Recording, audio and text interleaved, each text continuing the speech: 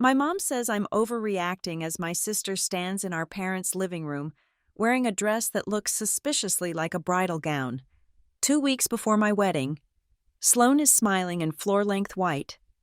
My mother is beaming, and my dad is staring at the carpet.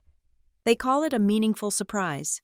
I call it what it is, another reminder that in this family, my feelings are a problem and my sister's needs are sacred. My name is Lena Hartley. I'm 29. I'm a project manager at Northbridge Creative, and in 14 days, I'm supposed to be getting married. Today was my final dress fitting, the one where my best friend Maya was going to meet me, the one where we were going to cry and drink champagne. Instead, I'm in my car, driving to my parents' house. The call came an hour ago, a voicemail from my mother, Diane, because she knows I screen her calls when I'm on a deadline. Her voice was pitched at that familiar, brittle frequency of forced excitement. Lena, honey, you have to come home, right now. Sloane has the most wonderful surprise for the wedding. It's truly special. Drop everything and come. We're waiting. I canceled the fitting. I told my boss I had a family emergency, which wasn't technically a lie. A Sloane surprise is always an emergency. It's a 5-alarm fire disguised as a gift. There was the surprise of my 21st birthday, where Sloane announced her engagement to a man she'd known for 6 weeks, complete with a slideshow that took over the entire party. There was the surprise of my college graduation dinner, where she revealed she was dropping out of her own school to find herself in Europe, a drama that required the immediate and total emotional resources of the entire table. Sloane's surprises are designed to do one thing: turn the spotlight. They are precision-guided missiles aimed at any moment that isn't about her. The rain starts. A light, miserable drizzle that matches the mood in suburban Denver. The wipers scrape across the glass, keeping time with the polite, hollow excuses I'm practicing in my head. That's so thoughtful. Sloane, wow. Mom, you really shouldn't have.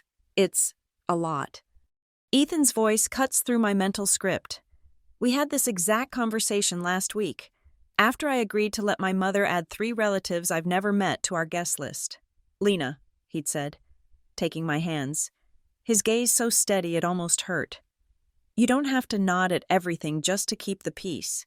Sometimes, keeping the peace just means you're the only one suffering. I love him for that. I also have no idea how to do what he's suggesting. In my family, my suffering is the peace.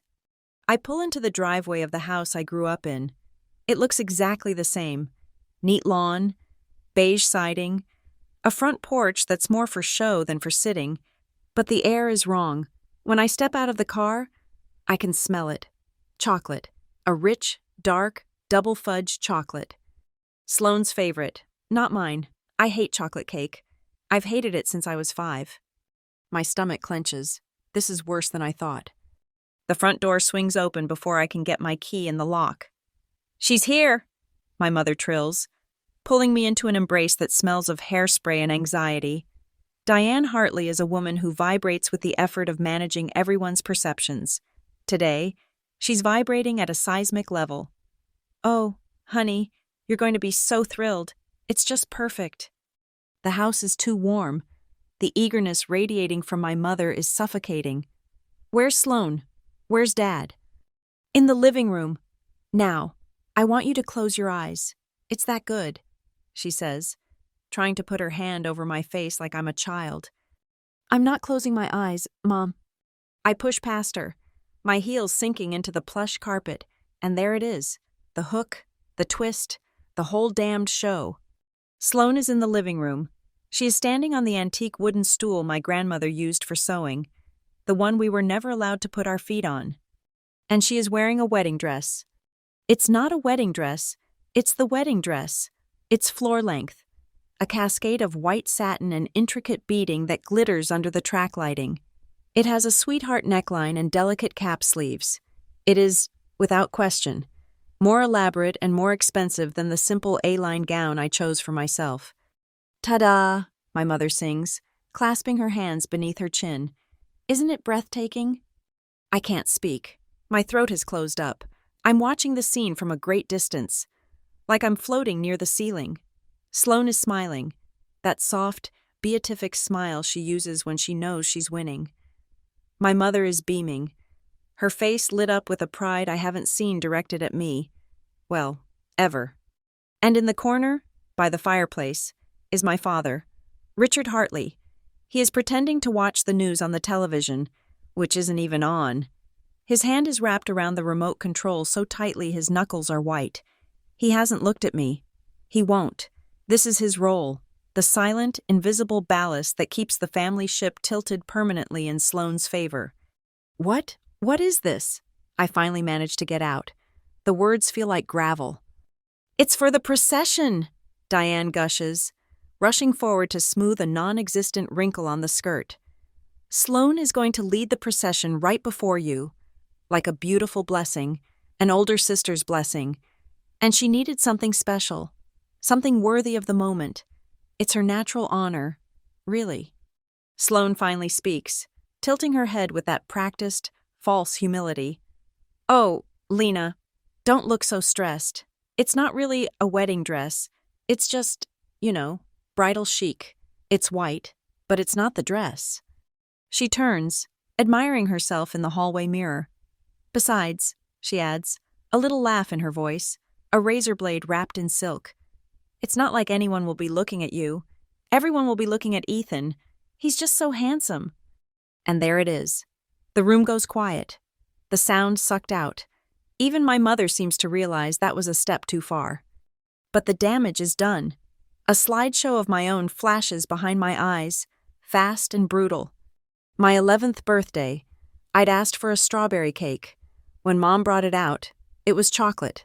Sloane, at 13, had thrown a tantrum an hour before the party, and Mom had run out to buy a new one. Be flexible, Lena, she'd whispered, cutting me the first slice, which I left on my plate. The high school awards night, I got the scholarship for academic excellence. Sloane got a C+ average and a special commendation from the drama teacher for emotional honesty. I got a quiet, well done from my dad. Sloane got a new convertible, a reward for surviving a school system that didn't appreciate her creative spirit. Every holiday, every birthday, every minor achievement or major milestone, I was the easy one, the low-maintenance one, the accommodating one, which was family code for the one who could be safely ignored, the one whose boundaries could be bulldozed, the one who was expected to shrink so Sloane could shine. I look at the dress. I look at my mother's ecstatic face. I look at my father's rigid back. Something inside me, a piece of string I've been holding on to for 29 years, snaps. No. The word is quiet, but it lands in the room like a bomb. Sloane freezes. My mother's smile wavers. What did you say, dear? I said no. My voice is stronger now. I take a step forward. That is a wedding dress, and you are not wearing it. You will not wear white to my wedding. The air changes. The cozy, celebratory warmth instantly evaporates, replaced by a bitter chill. My mother's face transforms. The beaming pride is gone, replaced by the tight-lipped, cold disappointment I know so well. This is the face that means I have failed. Lena, stop it, she hisses. You are not going to do this. You are not going to ruin this beautiful moment. I'm ruining it? My voice is rising, and I can't stop it. You bought my sister a wedding dress to wear to my wedding. How is I'm the one ruining it? You are being selfish. Diane's voice is sharp now, a weapon. You are overreacting, just like you always do. You make everything into a drama. Your sister is going through a lot right now with her breakup. She deserves a special moment. She deserves to feel beautiful. Why can't you, for once, just be happy for her? Happy for her? Happy that she's trying to hijack my wedding? Don't make this a big deal, Lena. My father finally speaks. His voice is tired, resigned. He still hasn't turned around. For God's sake, it's just a dress. Just let it go. It's just a dress. It's not just a dress. It's my 11th birthday cake. It's the scholarship. It's the convertible. It's every time I was told to be quiet, to be smaller, to wait my turn. A turn that never came. It's the physical, beaded, satin manifestation of my entire life of being erased. No, I say again, but this time it's just a breath. I can feel the tears coming, hot and angry, and I will not let them see me cry. I will not give them the satisfaction of calling me hysterical. I turn and walk out of the living room. I grab my purse from the entryway, yank open the front door, and stumble out onto the porch, gasping for the cold, damp air. My hands are shaking so badly I can barely unlock my phone. I press Ethan's contact. He picks up on the first ring. "Hey, how is the fitting?" I can't speak. A sob rips out of my chest. A wounded animal sound.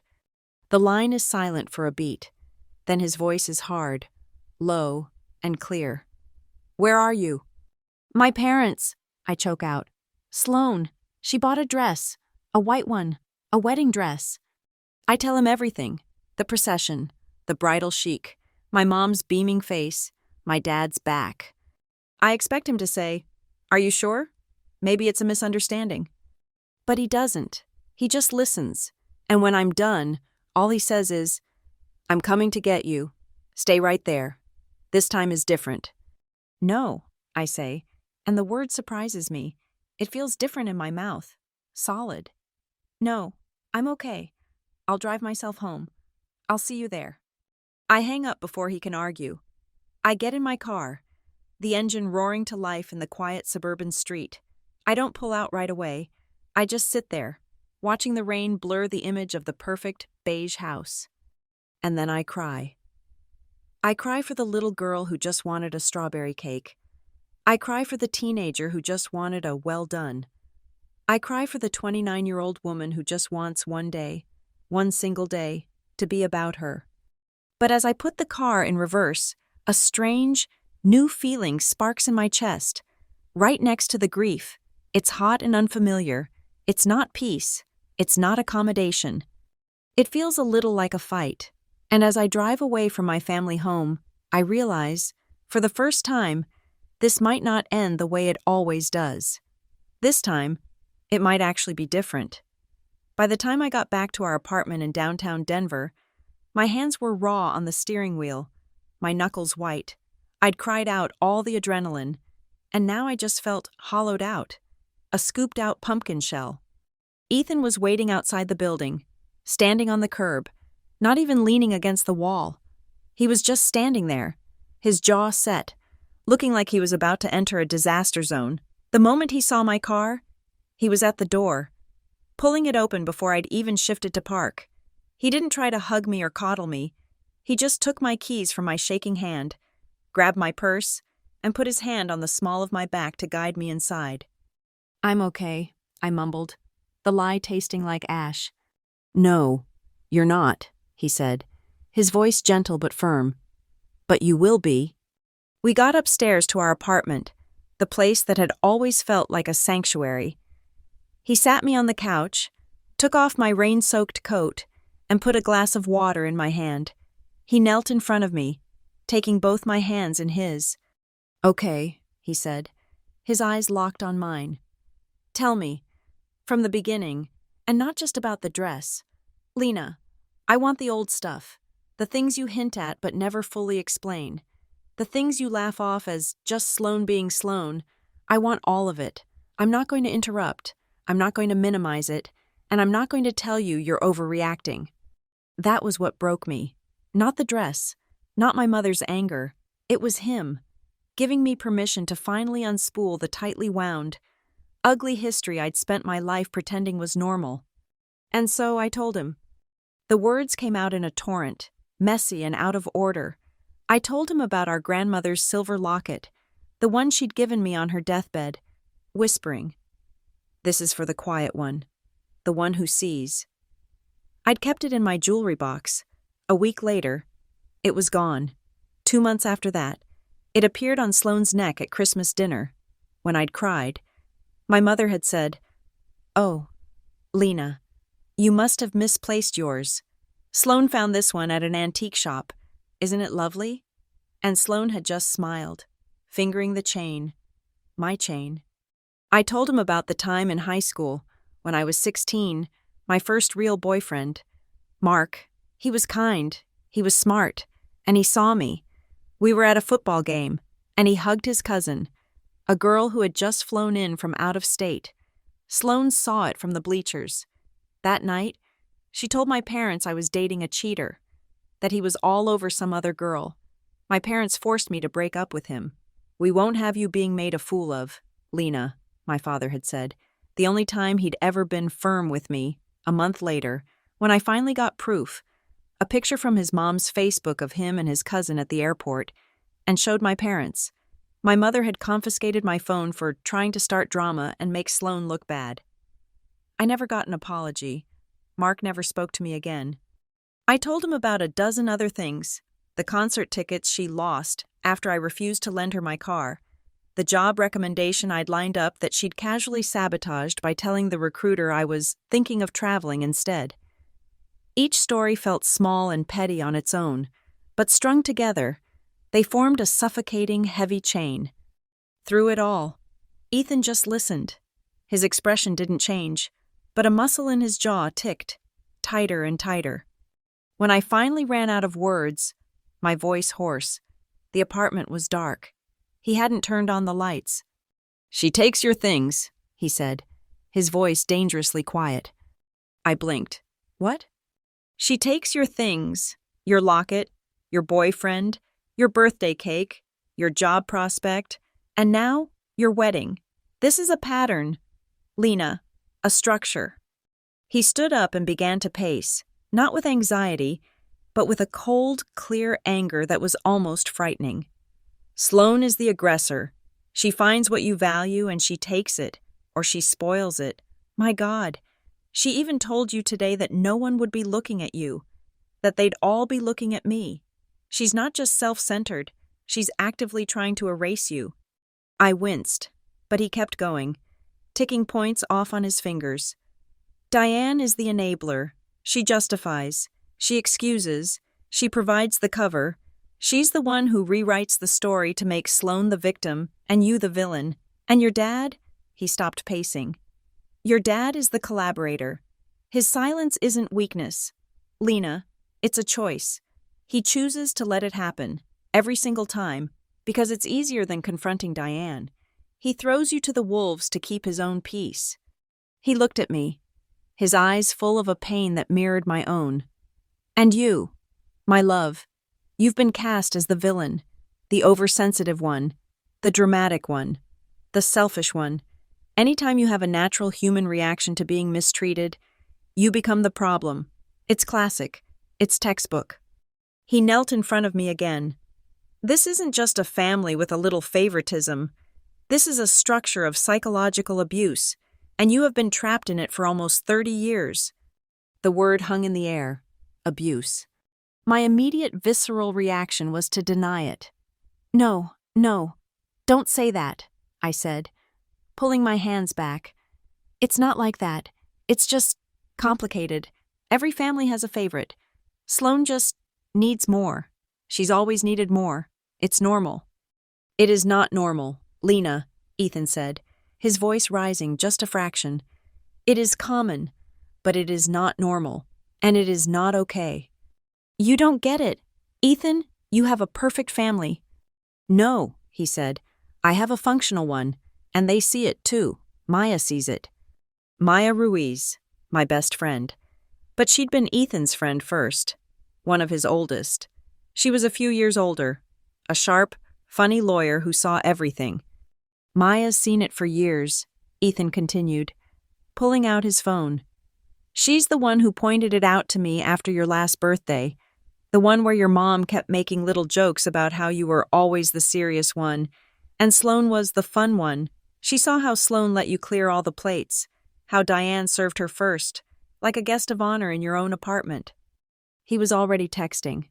"She's on her way. She's bringing wine and Thai food. You're not doing this alone. Not anymore." An hour later, my apartment felt like a war room.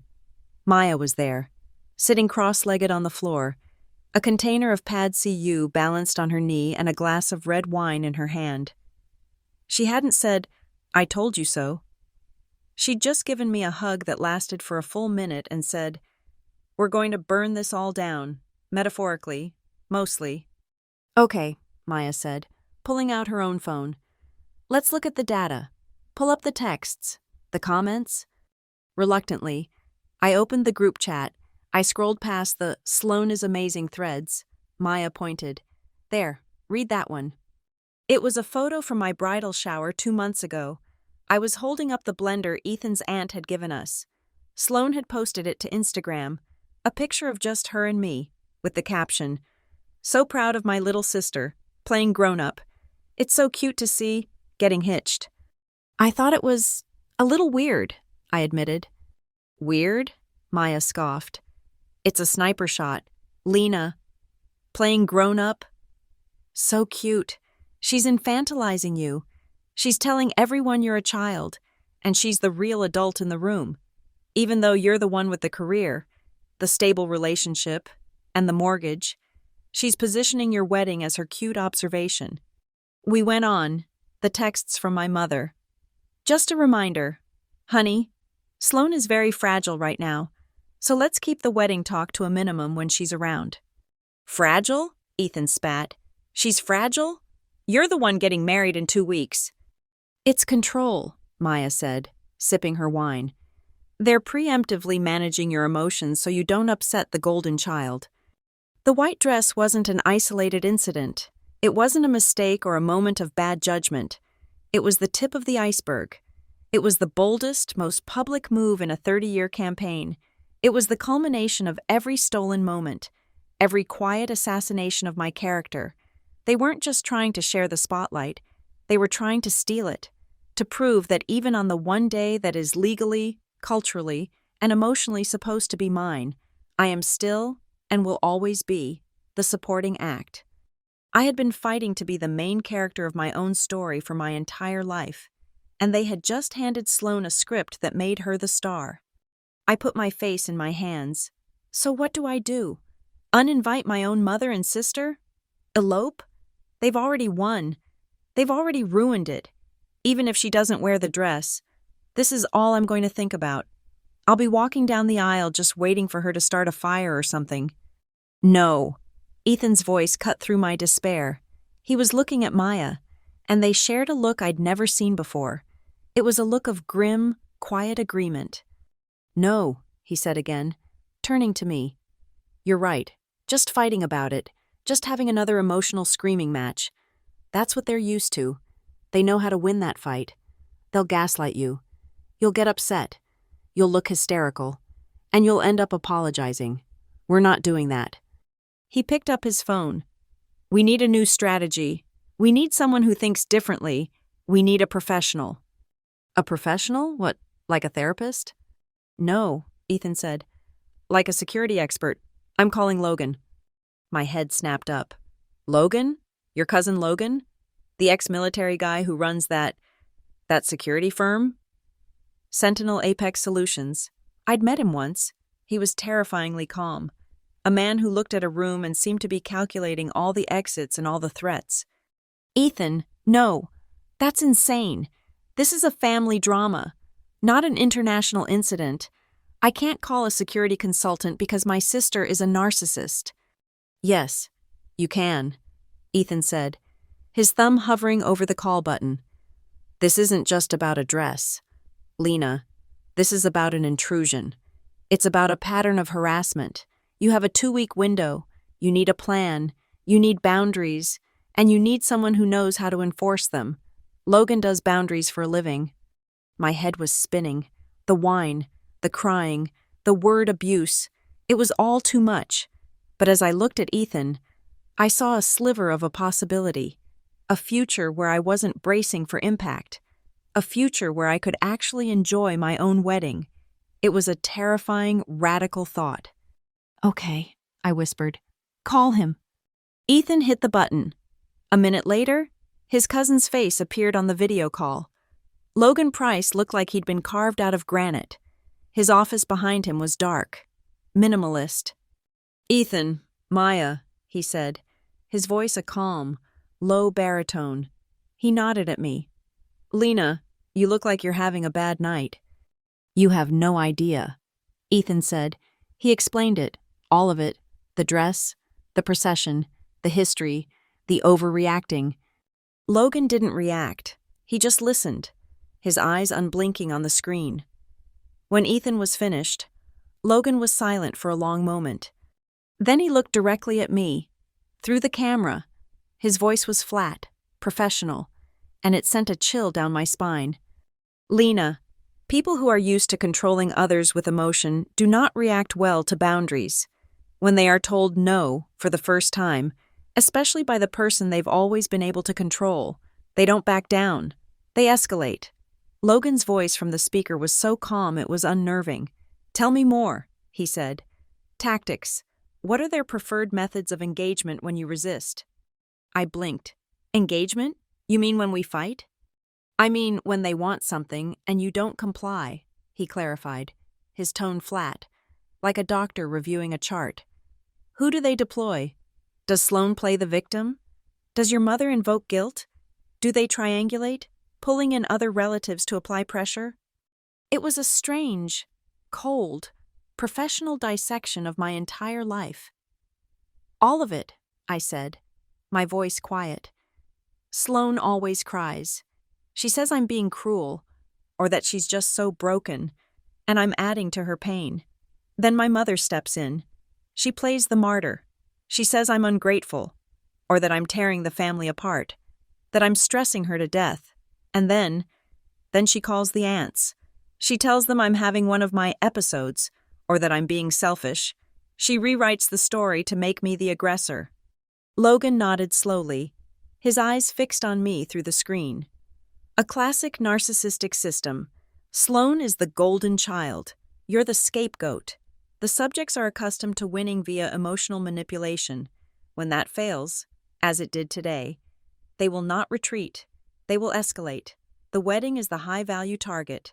They will attempt to sabotage the event, either by forcing compliance or by creating a drama large enough to reclaim the spotlight." "Subjects?" Ethan asked, his voice rough. "It's cleaner," Logan said, without apology.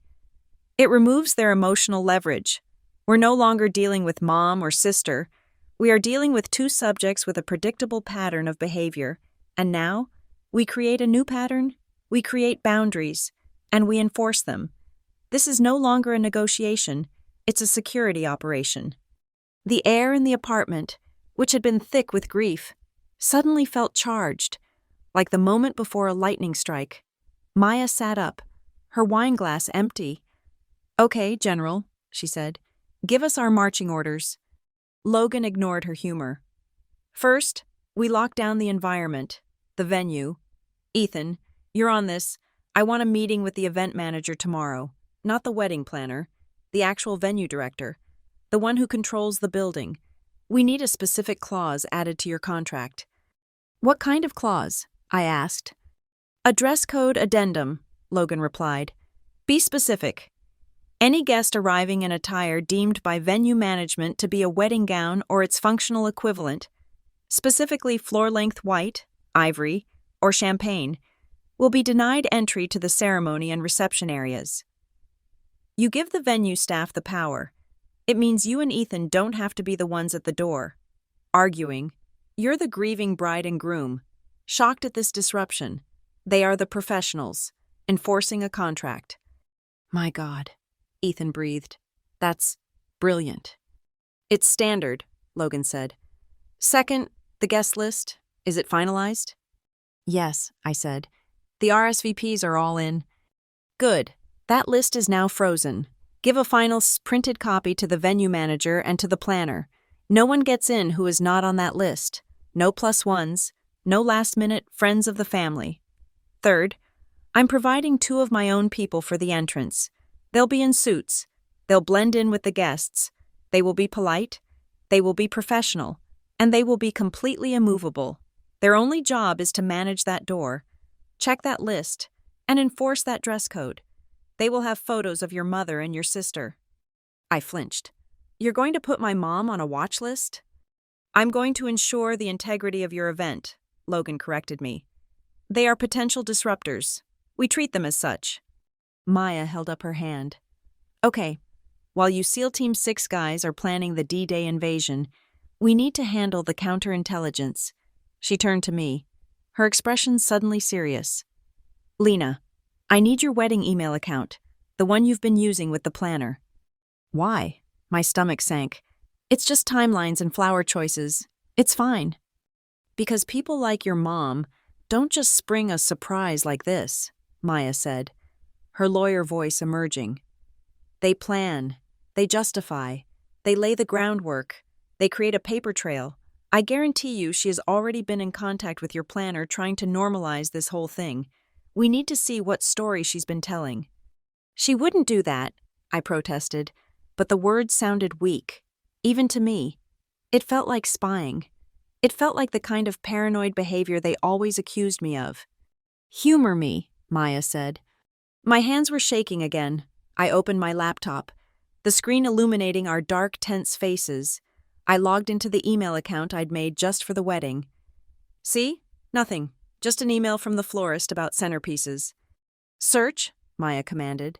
Search the planner's name, Karen, and the word Sloan. I typed it, my breath hitched. One thread, sent 3 weeks ago, the subject line, from my mother, read, "A special sister moment for the ceremony." My blood turned to ice. "Oh my God," I whispered. "Read it," Ethan said, his voice flat. I clicked. I read it aloud, my voice trembling. "Hi, Karen. As we get closer to the big day, I'd like to coordinate a very special, symbolic moment. As the older sister, Sloan will be blessing the ceremony. She'll be in a symbolic white dress, and we'd like her to have her own processional music. Right before Lena. We will need to ensure the photographer is in place for this, as it will be a very important sisterly photo shoot during the ceremony itself." Ethan stood up so fast his chair scraped the floor. "During the ceremony? She wanted to stop your wedding for a photo shoot?"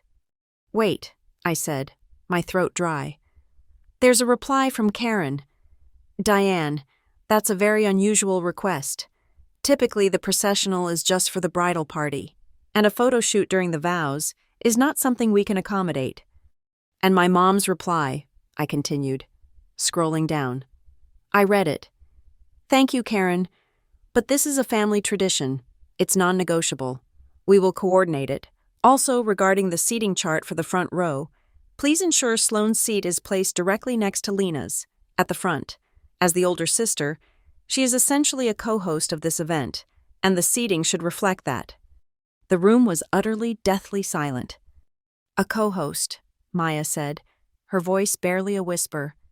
"She wasn't trying to share your spotlight, Lena. She was trying to build a second, bigger one right next to yours. She was trying to make you a supporting player at your own wedding."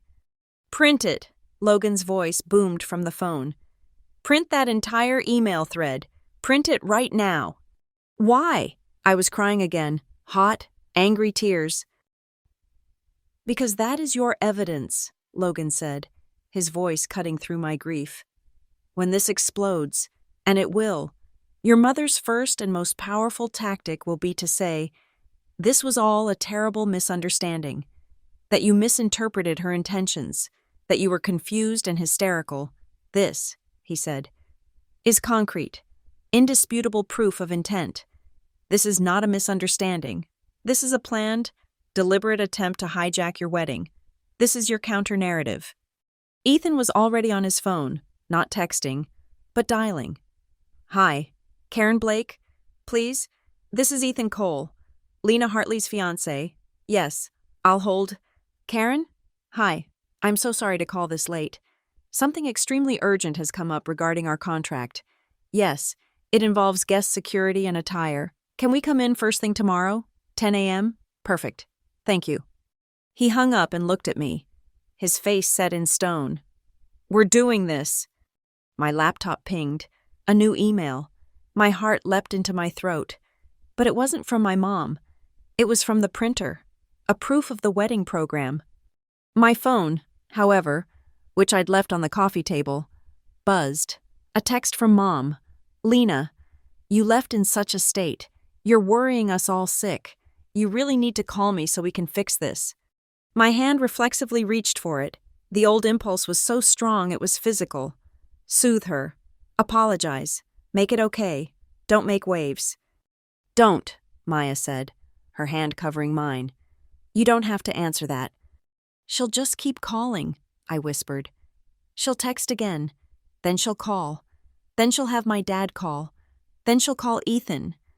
Lena, Logan said from the speaker, you cannot execute a new strategy while simultaneously engaging in the old, broken one. You need space. You need a sterile environment, free from their emotional contamination. It's time to establish a hard boundary. The word felt enormous. Boundary. It sounded so simple, so clean. For me, it felt like declaring war. I picked up the phone. I looked at the text message. Then I went into my settings. I found the group chat, Hartley family, that I'd always dreaded. I found Diane's contact. I found Sloane's. I pressed mute, not block, just mute. I decided on 24 hours. One day. Just one day where I didn't have to manage their feelings. The relief that washed over me was immediate and overwhelming, and the guilt that followed right behind it was just as strong, churning in my stomach like acid. Maya saw my face. Hey, she said softly, squeezing my hand. You are not a bad daughter for not answering your phone. You are an adult who has just been emotionally ambushed, setting a temporary, perfectly reasonable boundary to protect her own wedding. That's it. She's right, Ethan said, scooping up the laptop. I'm printing these emails. We'll make 3 copies, one for us, one for Maya, and a PDF for Logan. From now on, we treat this like what it is, an operation. Logan nodded, satisfied. Good. Get some sleep. Tomorrow. The work begins. And Lena, he said, just before he hung up, prepare yourself for the backlash, the moment they realize the old script is gone, that their usual tactics aren't working. They will panic, they will escalate, and they will do everything in their power to pull you back into your old role. This is the critical phase. Don't break. The call ended, leaving us in the quiet of our apartment. The next morning, we were at the venue, sitting in Karen Blake's polished office. Karen was a consummate professional, mid-50s, with a sharp blazer and an even sharper gaze. Mr. Cole, Ms. Hartley, thank you for coming in, she said, folding her hands on her desk. I received your email, Ethan, and frankly, I'm relieved. I received some highly unusual requests from your mother. Lena, the co-host seating, and the symbolic white dress procession. I've been doing this for 20 years. That's not a symbolic blessing. That's a second bride. I was hoping you'd be the one to shut it down. We are, I said, a new, cold confidence in my voice. That's why we're here. Ethan explained the new clause. Karen didn't blink. Standard procedure for high-profile or high-conflict clients, she said, pulling out our contract. It gives my staff full and total authority to deny entry to anyone violating the terms. We handle it, so you don't have to. It's your day. My job is to protect it. She took a heavy, expensive-looking pen, hand-wrote the addendum on the bottom of the signature page, and pushed it across the desk to me. I looked at the words. Any guest attired in a wedding dress or functional equivalent, floor length, predominantly white/ivory champagne, shall be refused entry to the ceremony and reception. This was it. This was the line. This wasn't just an email or a muted phone. This was a contract.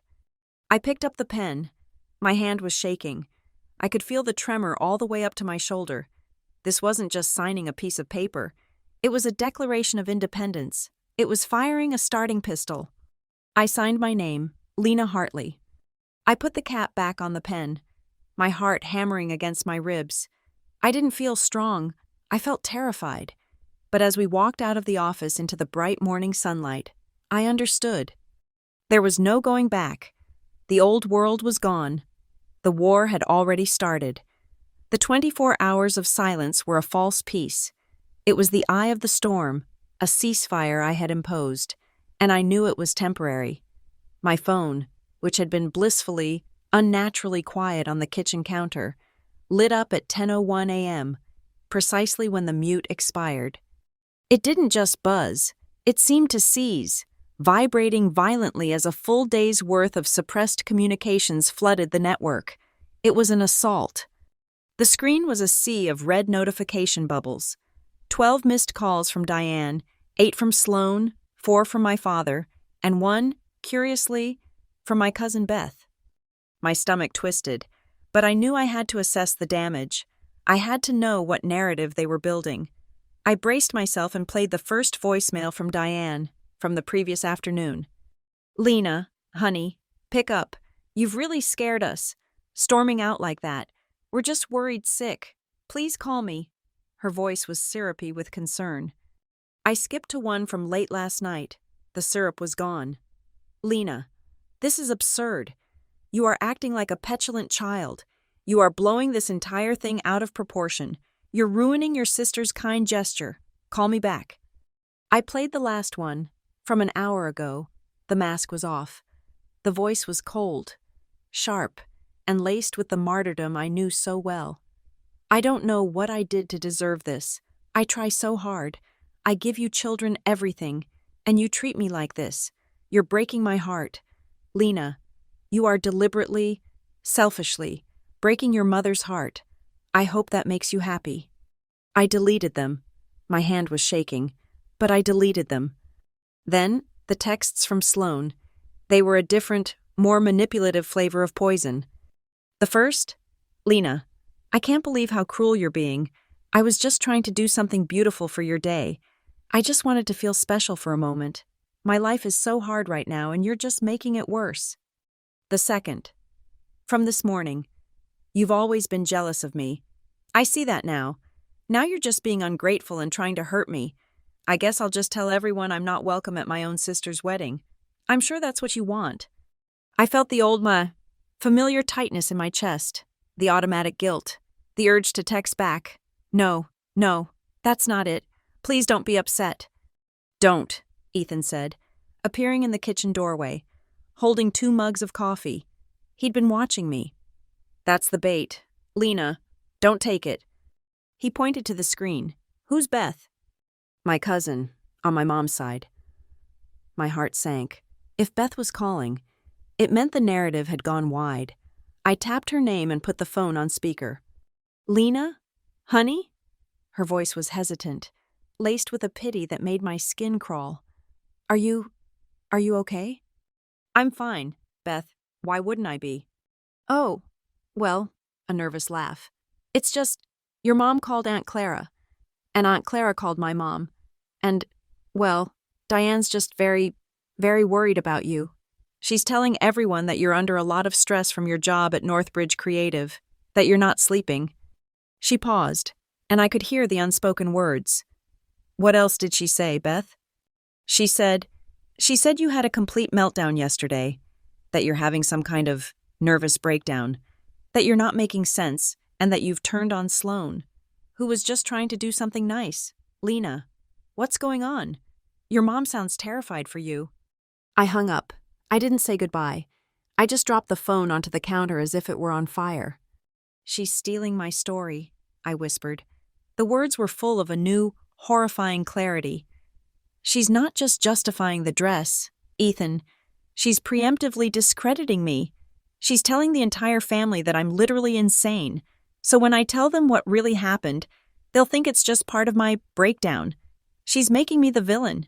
She's making me the crazy one." Ethan's face was dark. He put the coffee mugs down, his movements dangerously precise. "Yes, that's the play. They're trying to discredit the witness before she can even testify. So we fight the narrative with the truth. You have to call someone, not a cousin, someone with authority, someone on your side of the family that you trust." "There isn't anyone," I said, sinking onto a stool. "They all just follow my mother's lead." "No one?" I thought for a moment. There's Uncle Roberto, my mom's younger brother. He's always been kind to me, but he lives in California. He stays out of the drama. He hates confrontation with her."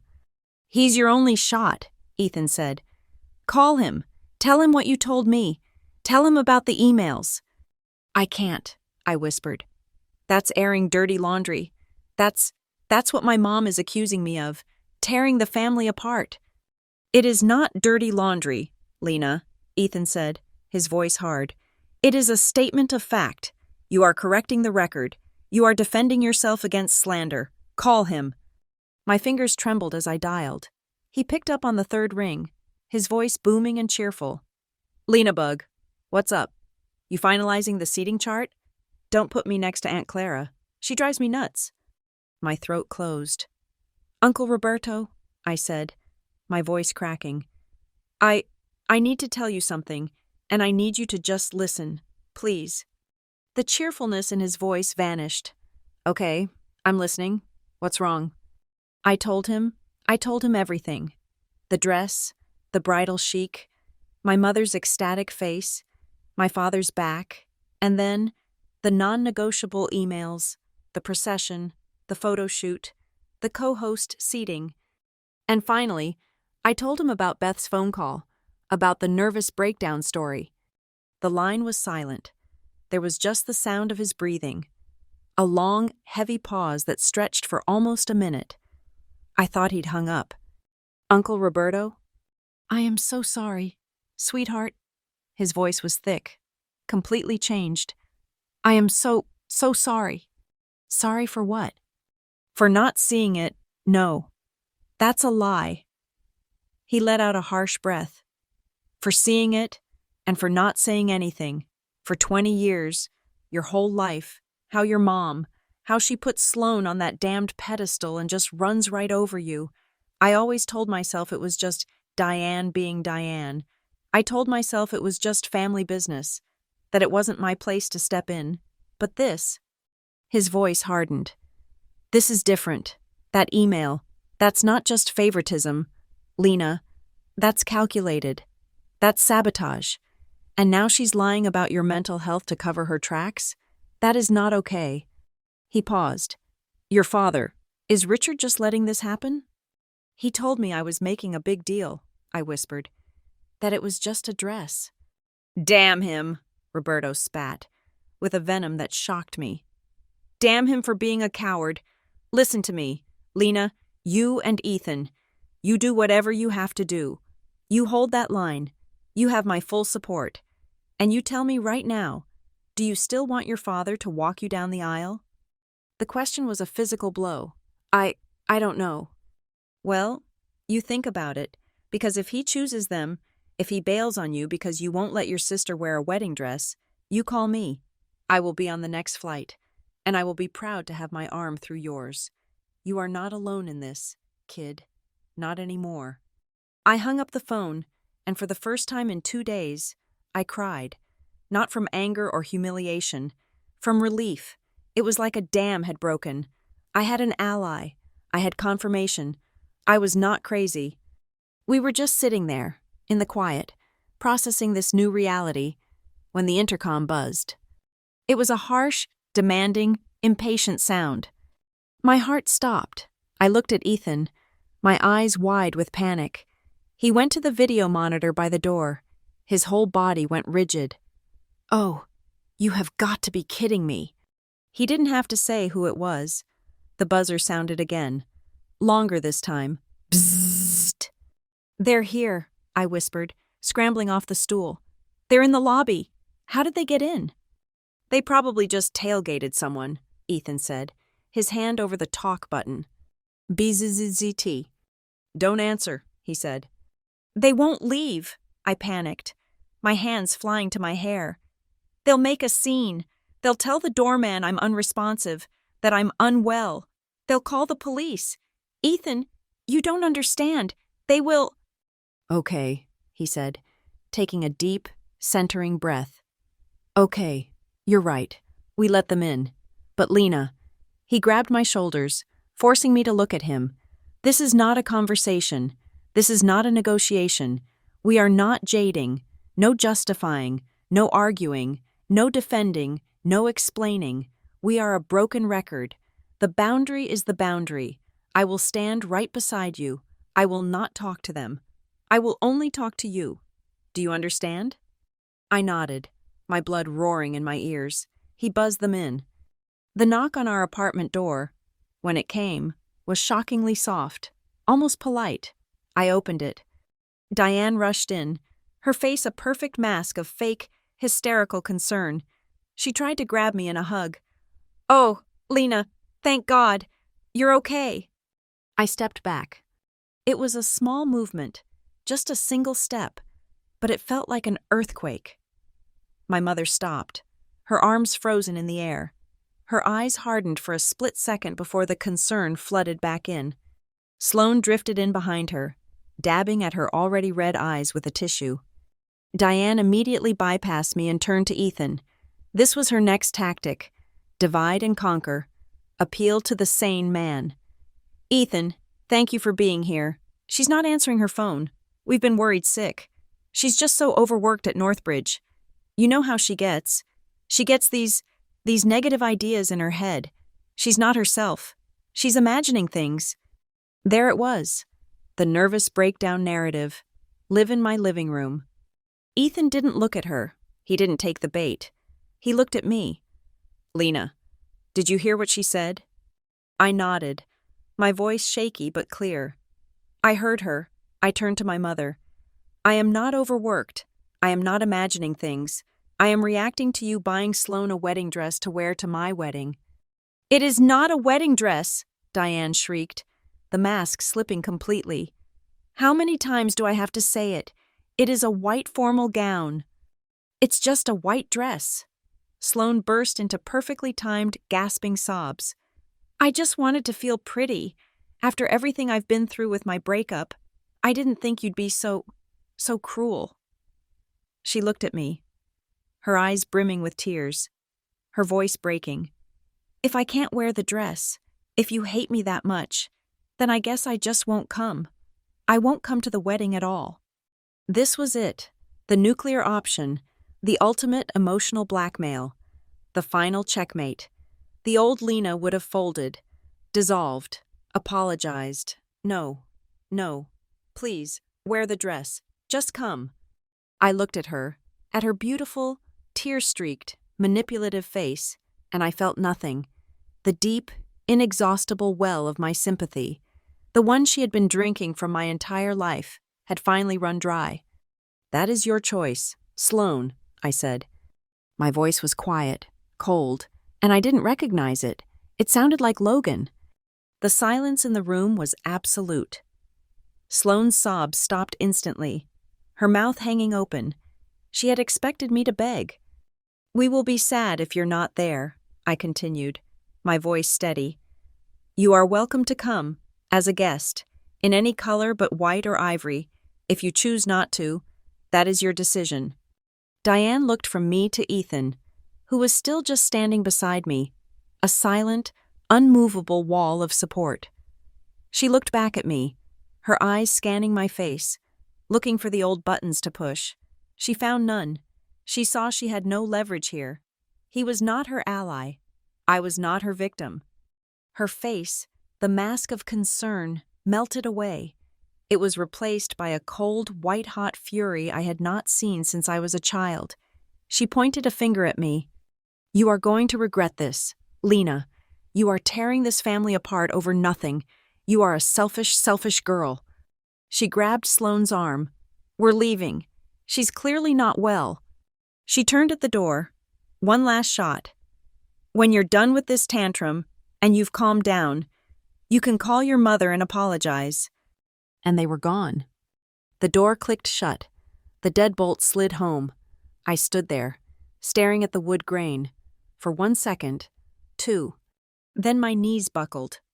I collapsed, not onto the couch, but onto the floor. Folding in on myself, I wasn't crying. I was just shaking. A full body, uncontrollable tremor of fear and relief and adrenaline. Ethan was there in an instant, sitting on the floor, pulling me against his chest, wrapping his arms around me as I shook. He didn't say, "It's okay," or "You were great." He just held me. After a long time, the shaking began to subside. He stroked my hair. "You just broke a script that's been running since your childhood. he murmured into my ear. You changed the ending.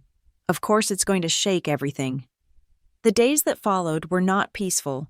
They were just quiet, but it was a loud, heavy, ringing quiet, the kind that presses in on your ears.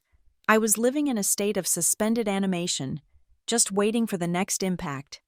My phone, which I had permanently muted to my family, would light up on the kitchen counter, a silent beacon of their rage.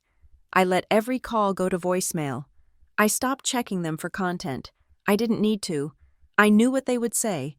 I only checked the caller ID to monitor the escalation. Diane, Sloan, Diane, Diane, Sloan, and then, as I knew he would, my father. He didn't call. He texted. It came through late one night, a single, short paragraph. After a full day of silence from the rest of them, they had sent in their final and most potent weapon. The text from Richard read, Lena, your mother and sister are completely heartbroken. I have never seen them this devastated. This has gone too far. You need to be the bigger person and be more flexible here. I'm not sure I can be comfortable being part of this, standing up there with you, if you are being this stubborn and cruel to your family. I read it once, then I read it again, and again. The text wasn't a plea, it was a threat.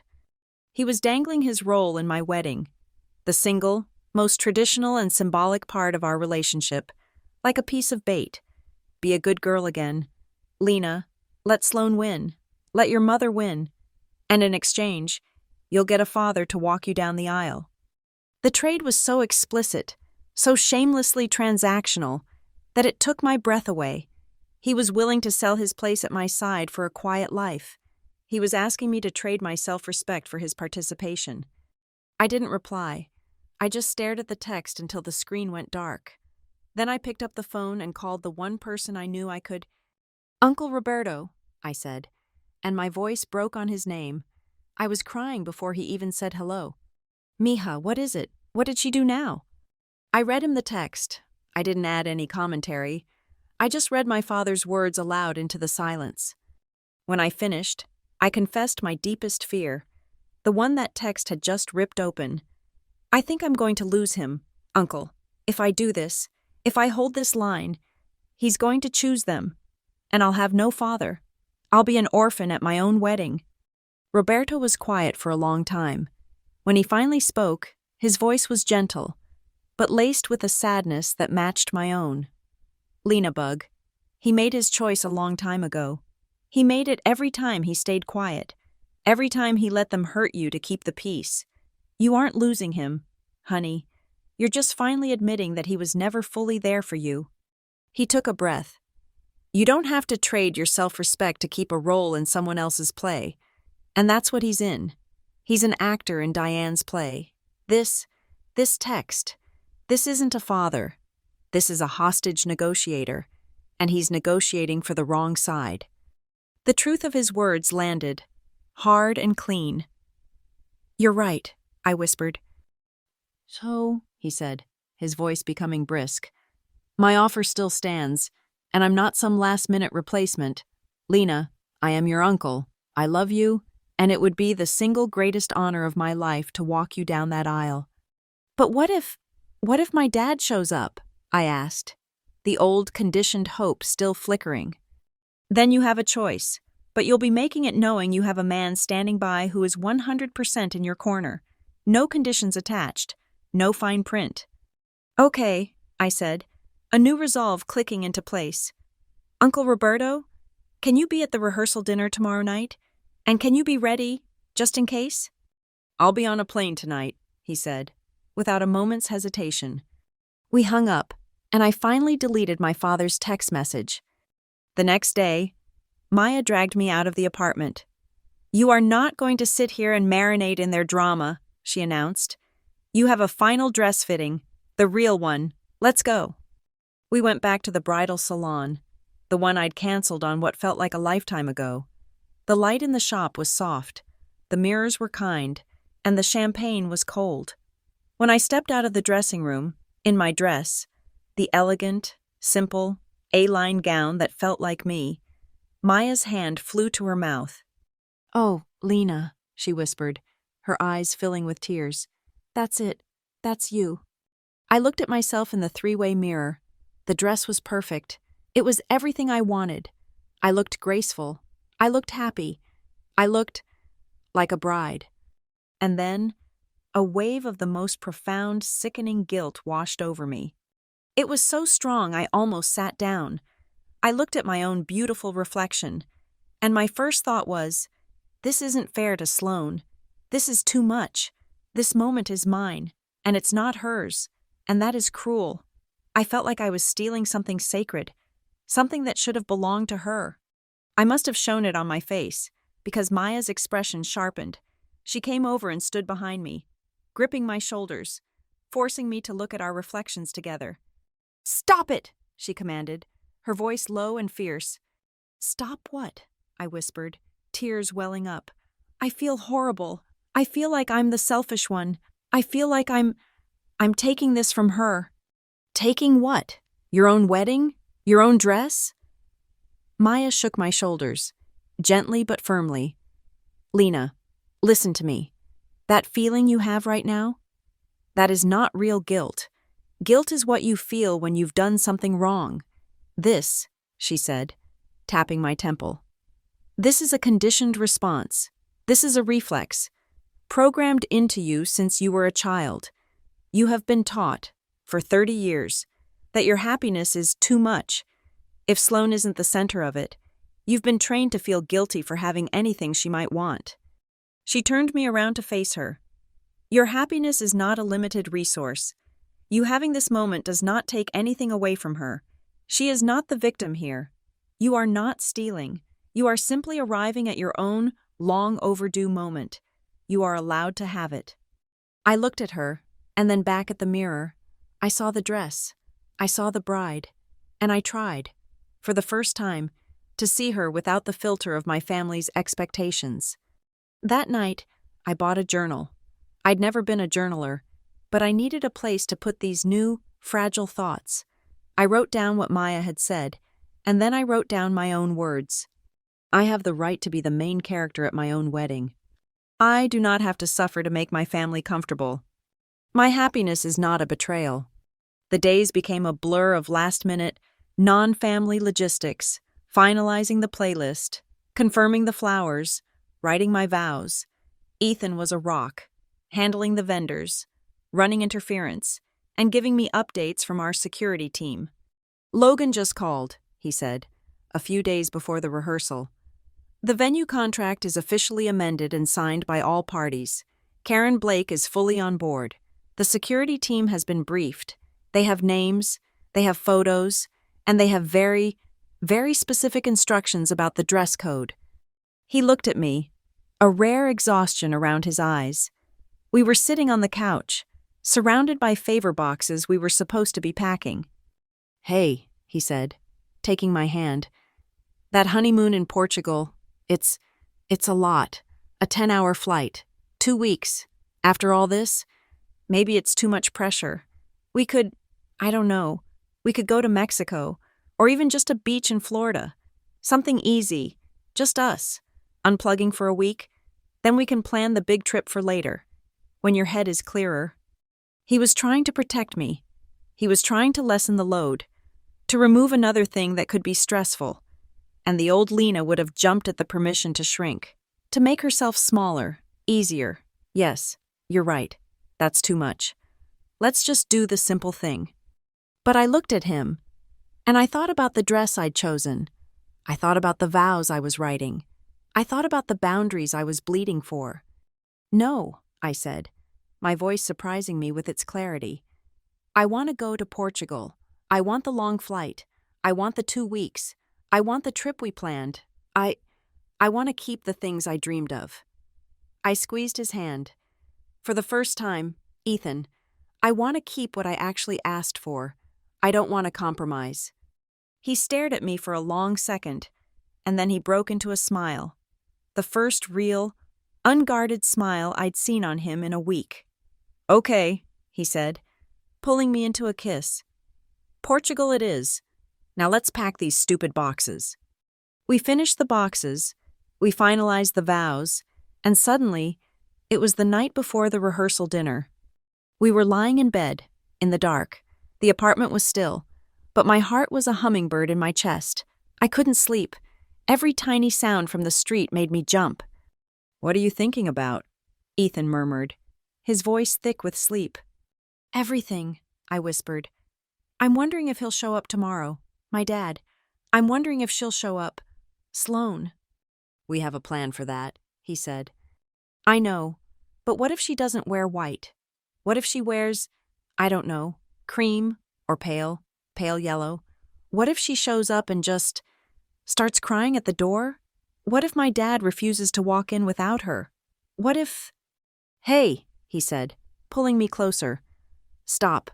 We have a plan. Logan's people are there. Maya is there. Roberto is there. I am there. You just have to show up."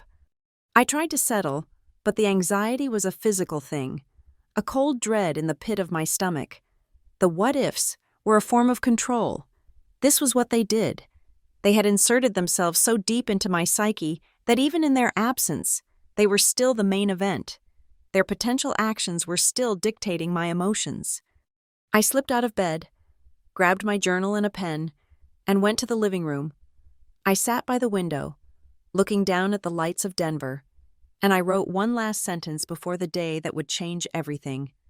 Tomorrow, no matter who walks me down that aisle, I will be walking for myself. The bridal suite at the resort was beautiful. It was all soft ivories and pale golds, and from the wide balcony, I could look down onto the ceremony garden. It was perfect. White chairs were arranged in neat rows. The floral arch was heavy with peonies and eucalyptus. Staff moved with quiet efficiency, placing programs, lighting the last of the hurricane lanterns as the late afternoon sun slanted across the lawn. It looked like a photograph. It looked like peace. It was a lie. My body was a tightly coiled spring, a single, vibrating nerve ending. Every sound, the zip of a dress bag, the clink of a champagne flute, made me want to jump out of my skin.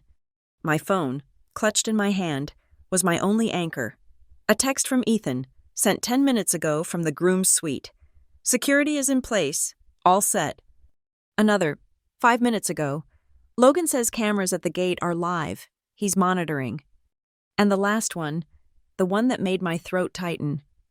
"I love you. You just have to be the bride.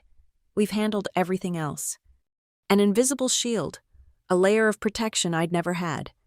"Okay, Hartley, time to get you in this dress," Maya said, her voice all business, betraying none of the chaos of the last 2 weeks. She and my other 2 bridesmaids, friends from college, buzzed around me. Their energy was determinedly light, a forced, cheerful normalcy. They chattered about the flowers, about how handsome Ethan's groomsmen looked, about the after-party. They were building a bubble for me, and I loved them for it, even as I felt completely disconnected from their joy. Maya helped me step into the gown. It was a slow, sacred process. The silk-covered buttons, all 32 of them, fastened one by one up my back. The delicate French lace settled onto my shoulders. The train fanned out, a perfect, simple cascade. "Lena," one of my bridesmaids whispered, her hands clasped. "Wow." Maya steered me to the tall, gold-framed mirror. "Look," she said. I looked. It was me. It wasn't the easy one. It wasn't the accommodating one. It wasn't Sloane's little sister. It was just Lena, a bride, the woman Ethan loved. The dress was exactly what I'd wanted. It was strong and quiet and elegant. But as I stared at my own reflection, an ache bloomed in my chest, a hollow, empty space, right where a family was supposed to be. My eyes stung. Today was the day I was supposed to have my mother fussing over my veil, my father telling me I looked beautiful. Instead, I had a security team and a legal addendum. The victory felt lonely. There was a sharp professional knock at the door. It was Karen Blake, the venue manager, her blazer as immaculate as ever, holding a clipboard. "Ms. Hartley," she said, with a small, reassuring smile, "you look absolutely stunning." Thank you. Karen, is everything okay? Everything is running beautifully, she said, her voice crisp. The guests are checking in. The string quartet is warming up. I just wanted to give you a small update, so you are not alarmed if you hear whispers. We did have our first test of the new protocol. My blood went cold. Oh God, already? Not to worry, Karen said, holding up a hand. It was not your family. It was a +1, a distant cousin of the groom's. I believe she arrived in a rather suspicious ivory, floor-length lace gown. My stomach dropped. My team, Karen continued, a flicker of pride in her eyes, intercepted her at the check-in table. They politely informed her that her attire was in violation of the event's contractual dress code. We had her spare cocktail dress from her luggage brought down. She changed in the powder room, and she is now enjoying a glass of champagne in the garden. Zero drama. The system works. I let out a breath I didn't know I was holding. Thank you, Karen, so much. It's my job to protect your day, she said. Now, I'll leave you to it. We're on schedule. She left. The room felt lighter. The system worked. Maybe, just maybe, this would be okay. And then my phone rang. It wasn't a text. It was a call. The ringtone, one I'd forgotten to change, echoed in the silent room. The screen lit up. Richard Hartley. My bridesmaids froze. The laughter died. Maya met my eyes in the mirror, her expression hardening. The old Lena would have let it go to voicemail, too afraid to answer. The old Lena would have pretended she didn't see it, or handed the phone to Maya. I looked at my reflection, the bride, the woman who had signed the contract. I took a breath. I walked over to the phone, and after the third ring, I answered. Hi, Dad. Lena. His voice was not warm. It was not fatherly. It was clipped, tense, and furious. I am at the front gate of the resort, and we have a problem. Not I. What kind of problem, Dad?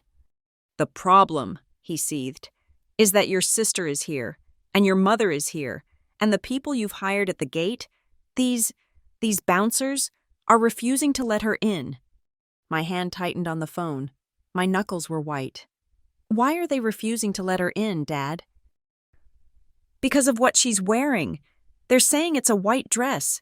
It's ridiculous. Lena, and you need to come down here, or call them off, and fix this. You are embarrassing this family in front of everyone. There it was. Not, Sloane has created a problem. Not, I can't believe she did this. But you are embarrassing us. I closed my eyes. I pictured the contract. I pictured the emails. I pictured my 11th birthday cake. Dad, I said, and my voice was so calm it scared me. I have one question for you. Did you know? Before you drove her here today, did you know she was planning on wearing a white dress? The silence on the line was an explosion. It was 1,000 times louder than his yelling. It was the sound of a choice being made. It was the sound of my father, standing at the final crossroad and deliberately turning his back on me. 1 second, 2, 3. It's not a wedding dress, Lena, he finally burst out. The defense I knew was coming. It's a formal gown. It's cream. You are making a huge, huge deal out of nothing. You are ruining this. Now are you going to come down here and fix it, or not? The ache in my chest, the hollow space, didn't just hurt. It cracked. It shattered. The pain was so sharp, so specific, it was almost clarifying. He had made his choice. He had chosen the old order. He had chosen his role as Diane's enabler over his role as my father. He was not here for me. He was here as their agent, to force my compliance. And in that moment, I knew I was done. The 30-year-long fight to win his approval, to finally be seen by him, was over. I had lost. And in losing, I was finally free. No, I said. What did you say? He spat. I said no. I am not coming down. I am not calling anyone off. The rules are the rules. She is not coming in dressed like that. I took a breath, the words rising up from a place I didn't even know I had. If you want to be with them, Dad, I wish you a good day. I'm going to get married now. I will walk myself down the aisle. I pressed the red end button. I hung up on my father. My hand was shaking. My entire arm was shaking. A violent, uncontrollable tremor. But my voice, when I had spoken, had not wavered, not once. The suite was silent. Maya and my friends were staring at me, their faces pale with shock. "My God, Lena," Maya whispered. They actually did it. They showed up." She was already moving, grabbing her own phone. Okay, I'm calling Roberto. He's in his room. I'll have him here in 2 minutes. He'll walk you. It's okay. We planned for this." She was dialing. "Maya," I said. She stopped, her thumb over the call button. "What?" "Don't call him." "What are you talking about? You need someone. He can't do that to you." "He just did," I said. I turned back to the mirror. I looked at the bride standing there, alone. Her hand was shaking, but her eyes were clear. "I don't want a replacement. I don't want a substitute. I want to do it." "Do what?" Maya asked, her voice cracking. "Walk? Alone?" Yes. The word was quiet, but it was the most solid thing I had ever said. "It's just a short walk down an aisle, but I think it might be the rest of my life, too. I think I have to be the one to do it." Maya stared at me, her eyes filled with tears, not of pity, but of a fierce, terrified awe. She understood. This wasn't a tragedy, it was a choice. She walked over to me, took my shaking hand, and squeezed it, hard. She didn't try to hug me or fix me. She just stood beside me, our eyes meeting in the mirror. She saw the new person looking back, the woman who was finally, painfully, done asking for permission to exist. Maya nodded once. She put her phone away. "Okay, Lena, alone it is." She straightened my veil. I took one last, deep breath. Before I walked to the door, I picked up my own phone. My hands were steadier now. I sent a single, short text message to a number I now knew by heart. Logan. "They are at the gate. My father is with them. They are being turned away, if possible. Make sure people can see what is happening. Make sure they see why." I hit send. I was no longer defending. I was done being a secret. I was done being the crazy one. I was planting the seed. I put my phone down, turned to Maya, and nodded. "It's time," I said. The heavy wooden door of the bridal suite swung open. The first notes of Pachelbel's Canon in D, played by a live string quartet, swelled and flooded the garden, as 120 guests turned in their seats and stood. I stood in the doorway, a pool of white silk at my feet, alone. There was no arm to hold. My bouquet, heavy with peonies, was the only thing I had to grip. My heart was not in my chest. It was in my throat, a hard, painful pulse. I kept my chin high, my back straight, my eyes fixed on the floral arch at the far end of the long, grassy aisle, where Ethan was waiting. I took my first step, left foot.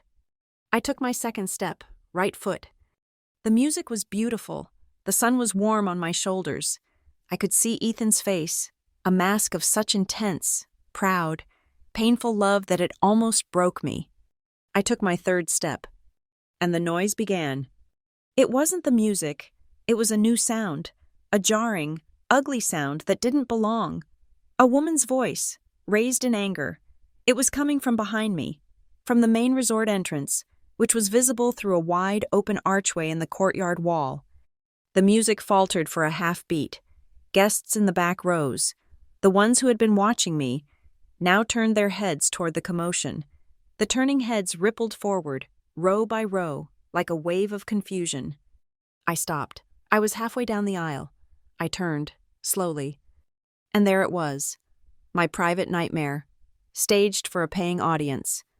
At the main check-in table, clearly visible to everyone in the garden, was a scene of pure, glorious chaos. Sloane was there, as promised. She was in a white dress, not the bridal chic white dress, Not the cream formal gown. She was in a full, bona fide, mermaid-cut wedding gown, complete with a lace-up back, a beaded bodice, and a small train. Her hair was swept up in an elaborate bridal updo, identical to the one in my Pinterest folder. She was being physically blocked by two men in dark suits, Logan's men. And next to her, her face a mask of purple rage, was my mother. Diane was screaming, her voice carrying clear across the courtyard. "Let her go! You are humiliating us! Let her pass! The bride is expecting us! The bride agreed to this!" I saw Ethan and Logan move in my peripheral vision, walking briskly from the front row not toward me, but toward the gate. I just stood there, frozen in the middle of the aisle. I raised my hand to my mouth, a perfect, cinematic gesture of a shocked bride. But inside, I was utterly, terrifyingly calm. I was watching a movie I had already read the script for. And so was everyone else. All 120 of them. My colleagues from Northbridge, Ethan's extended family, my aunts and uncles and cousins, the very people my mother had been poisoning for 2 weeks with the story of my nervous breakdown. They were all watching, their faces a mixture of confusion, horror, and dawning comprehension. They were seeing, with their own eyes, that the story was not as they'd been told. The crazy one wasn't me. One of the security guards, a large man with an impossibly calm demeanor, spoke. His voice was not loud, but it was clear, and it was projected for the guests nearby. "Ma'am, as we have already explained, per the signed contract with the venue, any guest arriving in a wedding dress, other than the bride, will not be permitted entry to the ceremony." The word signed contract hung in the air. This was not a misunderstanding. This was legal. And that's when my mother lost control. The final, beautiful, self-immolating snap. She had lost the narrative. She was no longer the worried martyr. She was just a woman being denied her way. She lunged toward the guard and shrieked, a sound that made the string quartet jump. "We discussed this. It's a blessing. Lena just had to step aside and let Sloane walk in first. What is the big deal?" A public confession. A collective gasp rippled through the crowd. I could see it on their faces. My Aunt Clara, the one my mother had called first. Her hand was over her mouth, her eyes wide with shock. My cousins, who had been texting me pitying, condescending messages. They were now looking at each other, and then at Sloane, and then at me, standing alone in the aisle. The calculus was happening, in real time, on 100 faces. They were realizing the truth. This was not a breakdown. This was a coup. And my father, he was there, standing just behind Diane and Sloane, his face a pale, pasty gray. He looked sick with shame. He put his hand on my mother's arm, a weak, placating gesture. "Diane, stop. Diane, please." She ripped her arm out of his grasp. "Don't you dare tell me to stop. Richard, you were supposed to handle her." Logan had arrived. He didn't speak to my mother or Sloane. He spoke quietly to his guard. "These two individuals were warned about the policy and are now in violation by creating a disturbance. They are no longer considered guests. Please escort them from the property." Ethan had stopped, standing a few feet away, watching his partner manage the scene. He looked back at me, across the 50 feet of lawn that separated us. His face was a pained, furious question. Do I stop this? Do I make it go away? I met his eyes, and I gave him the smallest, almost imperceptible nod. "Continue. Let it play out." The guards moved, no longer just blocking, but gently, firmly, beginning to herd my mother and sister toward the exit. "No!" Diane shrieked. "You can't do this! Richard, do something!" And then, from the side of the lawn, a figure emerged, my Uncle Roberto. He had been standing under a tree, watching the entire, horrifying spectacle. He walked quickly, his jaw set, not toward the gate, but toward me. He stopped when he reached me, his eyes full of a pain and fury that matched my own. He didn't say a word. He just offered me his arm. "If you'll have me," he said, his voice thick, I would be honored to walk you the rest of the way. Tears flooded my eyes, real tears, not of humiliation, not of anger, but of a profound, shattering relief. I was not alone. I put my shaking hand into the crook of his arm. Together, we turned our backs on the screaming. We turned our backs on my mother, on my sister in her stolen dress, and we faced my future. We faced Ethan. As we began to walk, the whispers in the crowd changed. The shocked horror was replaced by a low murmur of sympathy, of support. When we were almost at the altar, I glanced back one last time. Logan gave a signal. The guards were no longer gentle. They were moving, flanking Diane and Sloane, firmly escorting them out the main doors. "I am the mother of the bride," I heard Diane wail, her voice fading. "You can't do this to me. Richard, Richard!" I watched my father. He stood there, frozen, a man caught between two worlds. He looked at his shrieking wife, and he looked at me, almost at the altar, about to be married. This was his final choice. He hesitated for one agonizing, eternal second. And then, his shoulders slumped, defeated. He turned, and he followed them. He chose them. It was another cut, another betrayal, but it was the last one. It was the one I needed to see. The door was finally and completely closed. The silence that fell over the garden was absolute, a heavy, stunned vacuum. The officiant, a man I'd met twice, looked pale and was visibly sweating. He cleared his throat. "Dearly, dearly beloved, Ethan held up a hand, stopping him. He walked over to the small, discreet lectern where the officiant's microphone was. He picked it up. His hand was shaking, but his voice was clear, and it rang out over the silent garden. We're sorry for that interruption," he said, his voice raw. "We apologize, but I promise you all one thing." He turned and looked at me, and the love in his eyes burned away all the shame, all the pain. "Today will be our wedding day, and that is all it will be."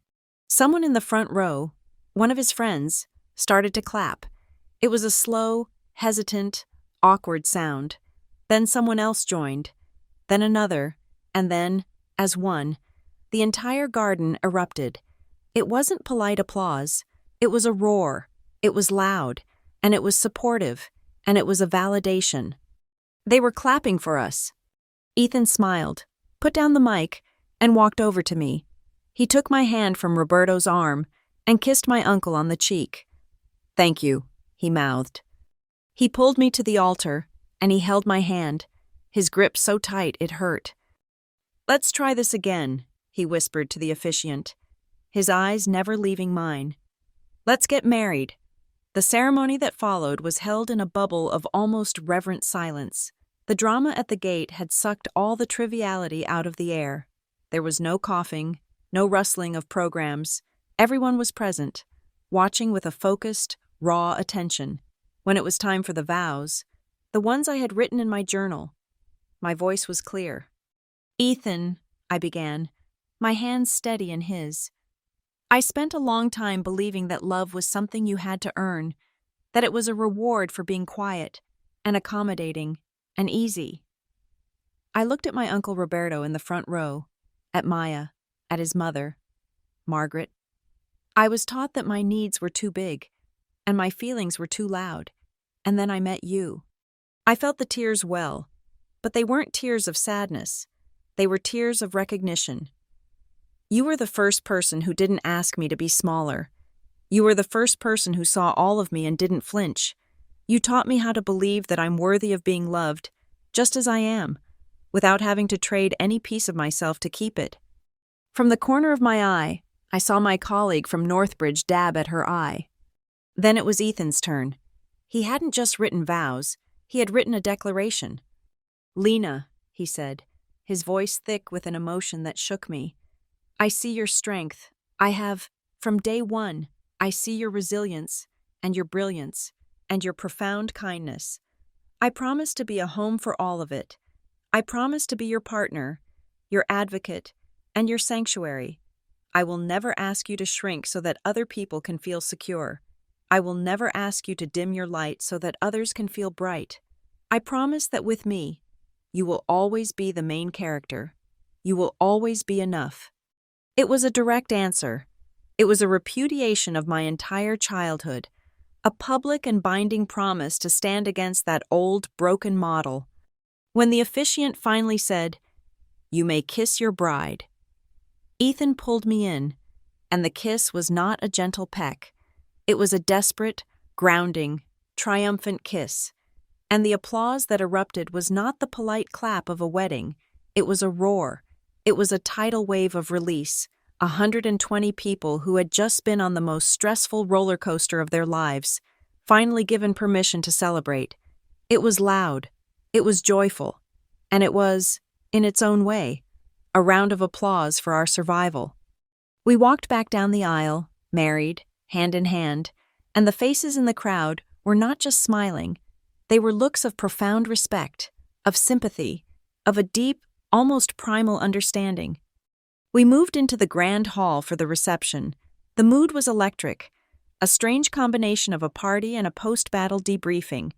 As we walked from table to table, the first guests who approached us were not the ones I expected. It was my Aunt Clara, my father's sister, the one my mother had been feeding the nervous breakdown story to. She grabbed my hand, bypassing Ethan, and pulled me close. "Lena," she whispered, her eyes red. I owe you an apology." "Aunt Clara, no, you don't." "Yes, I do," she insisted, her voice fierce. "I listened to your mother. I thought you were being difficult. But I have been watching your mother and Sloane treat you like a second-class citizen your entire life. I saw it, and I said nothing. I didn't want the drama." Her hand tightened on mine. "But what I saw today, at that gate, your mother's face, that dress, that was monstrous. Today, everything you've ever been silent about spoke for itself. I am so sorry, child, and I am so proud of you." I was so stunned I couldn't speak. I just hugged her. A few minutes later, my boss from Northbridge, a sharp, funny man named David, came up with his wife.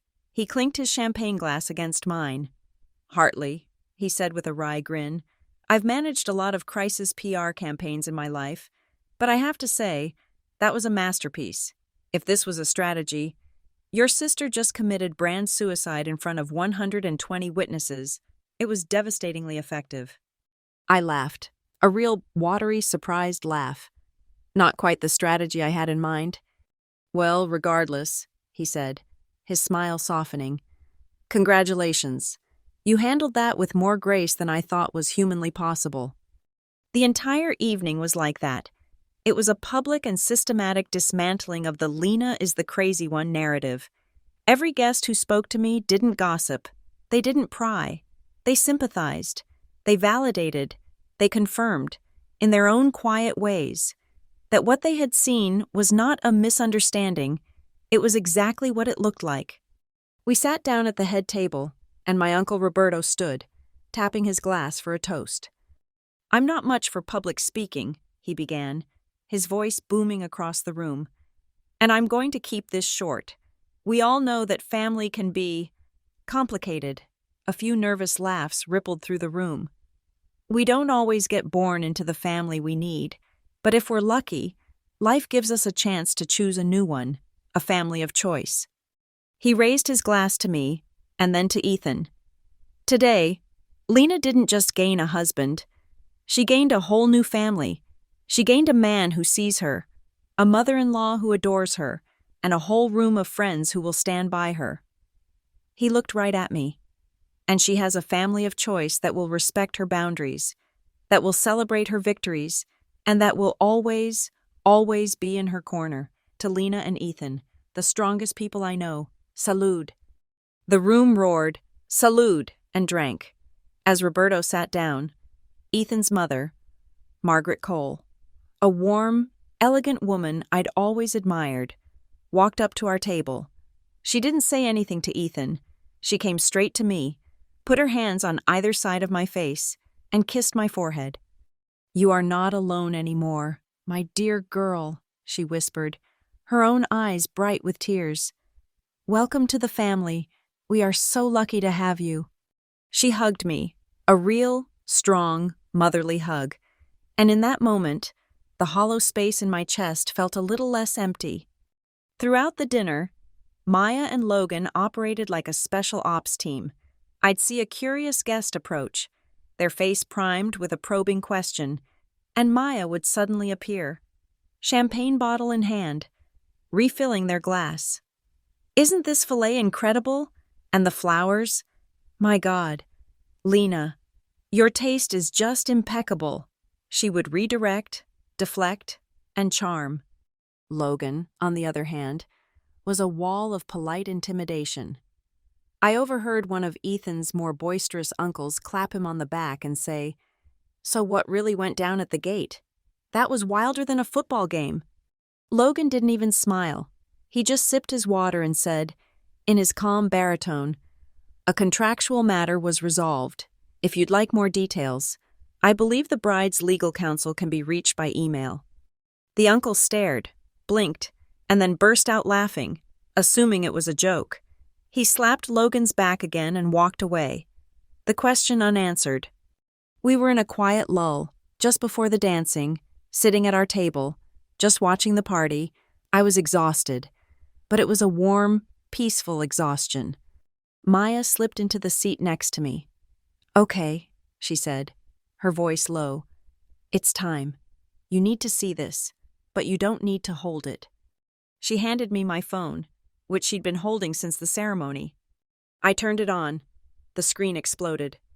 It was a flood, a deluge of pure, unfiltered, narcissistic rage. 27 missed calls, 41 text messages, voicemails from Diane, from Sloan, and from a handful of relatives who had clearly only heard their side. I opened the texts. My hands were perfectly steady. From Diane, "You have humiliated me. You have humiliated your father. You have publicly shamed your entire family. You made a mockery of your sister's pain. This is unforgivable. Do not ever speak to me again." From Sloan, "I hope you're happy. You got what you wanted. You ruined your own wedding just to hurt me. You are a sick, jealous, pathetic person. You'll always be second best, no matter how hard you try. Enjoy your pathetic life." From an aunt, "Lena, I am horrified by what I've heard. Your mother is in hysterics. You owe her an apology. You have broken this family." I read them all. I kept waiting for the old, familiar panic, the gut punch of guilt, the feeling of the floor dropping out from under me. It never came. I just felt tired. It was like reading a script from a play I'd seen too many times. The words were hateful, but they had no power. The accusations, jealous, selfish, sick, they felt like old, worn-out costumes. They didn't fit me anymore. The woman they were yelling at, the overdramatic scapegoat, she didn't exist. She had died on the aisle. Ethan, watching my face, put his hand over mine. "Do you want to listen to the voicemails?" he asked gently. I looked at the phone, at the angry red bubbles. I thought about the rage, the tears, the manipulative, pleading, threatening tones I knew would be there. "No," I said. My voice was clear. "No, not today. Maybe not ever." I powered the phone completely off, not muted, off. I handed it back to Maya. "Would you hold this? Just until the honeymoon." "Gladly," she said, slipping it into her clutch like it was radioactive waste. It was a ritual, a small, quiet act of liberation. Just then, the music softened, and the MC's voice boomed over the speakers. "And now, for a very special moment, it's time for the father-daughter dance. Will the father of the bride, Richard Hartley, please join his daughter on the dance floor?" A spotlight hit me. The entire room went silent. It was the one thing we hadn't planned for, the one script we hadn't rewritten. I sat there, frozen, the smile fixed on my face, the spotlight hot on my skin. 120 heads turned, looking for the man who wasn't there. The silence stretched, 1 second, 2, it was agonizing. It was the most public, most brutal confirmation of his choice. And then, from the table nearest the dance floor, a chair scraped back.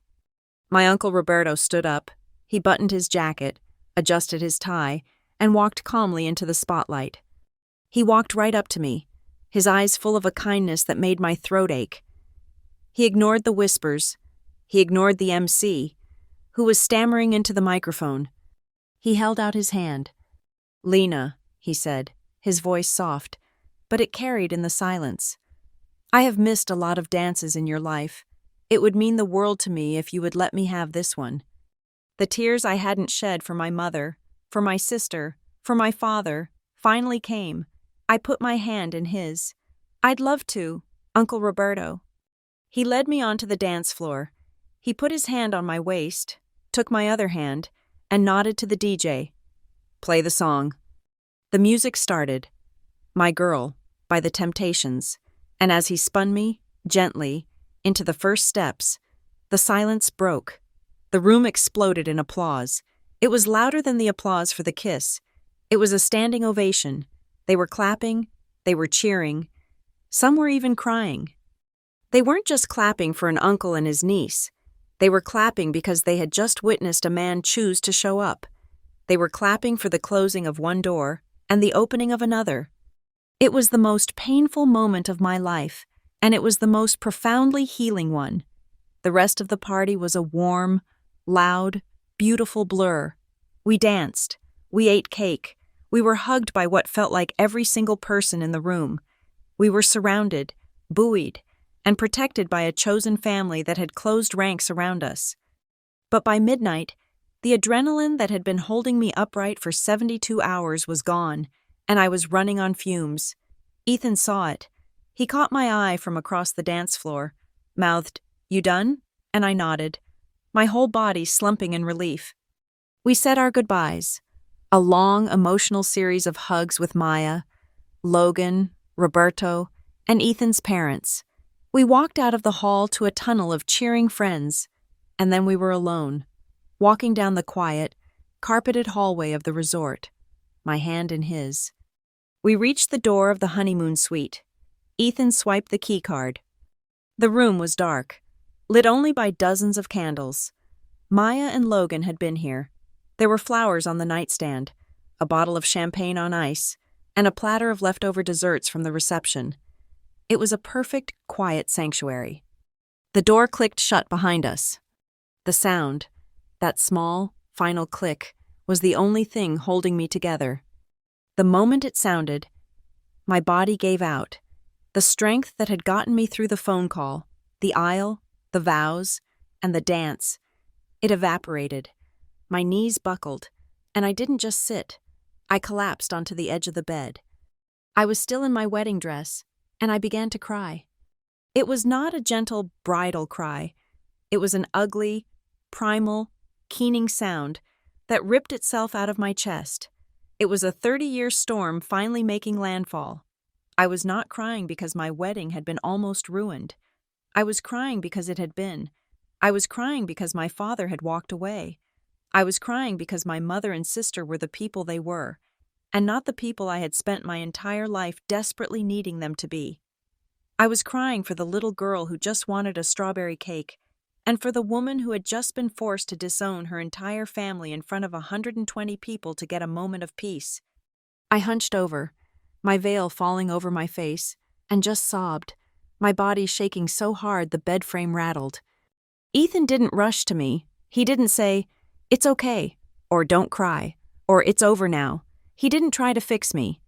He just slowly, deliberately, took off his jacket and loosened his tie. He sat down on the floor, right in front of me, his back against the bed. He didn't hover.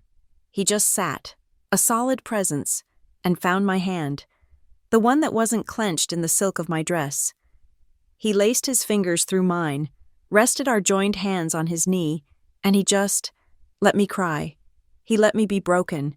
He sat there, in the candlelight, and quietly bore witness to my grief, giving me the one thing I had never been given in my entire life, the space to be too much, without judgment. I cried until my throat was raw and my head was pounding, until there was nothing left but hollow, gasping shudders. When the sobs finally quieted, I was left with a single, devastatingly clear thought. I kept thinking, I whispered, my voice a wreck. All my life, I just kept thinking if I was just better, if I was smarter than Sloane, or more successful at Northbridge, or just kinder. If I was just good enough, I thought one day, they would finally see me.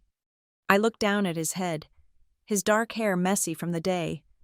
But today, when he made the choice, when he just walked away, I finally understood. It was never about me. It was never about what I did, or who I was. It was never about me at all.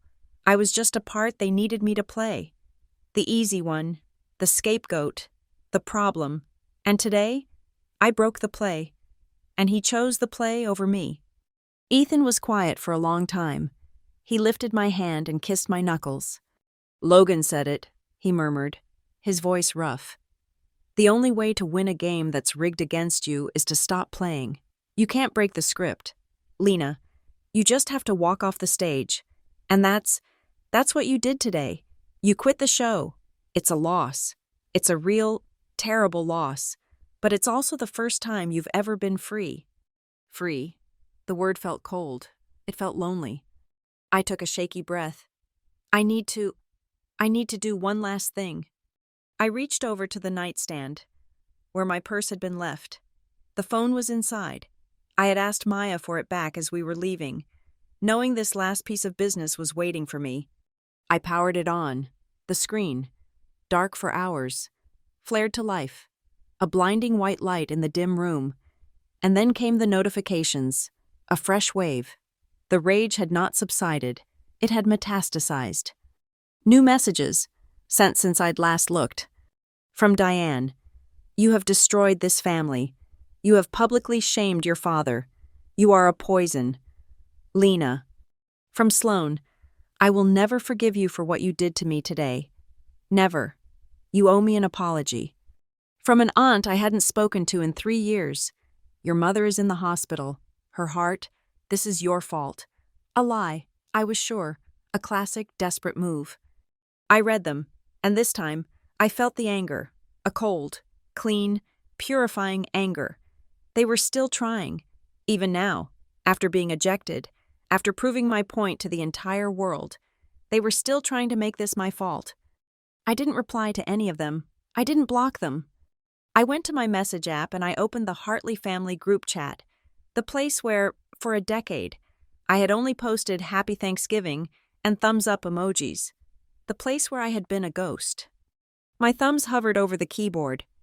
I started to type. My first draft was pure, unadulterated rage. You are cruel, narcissistic abusers. You tried to ruin my wedding. You got what you deserved. Don't ever contact me again. I stared at the words.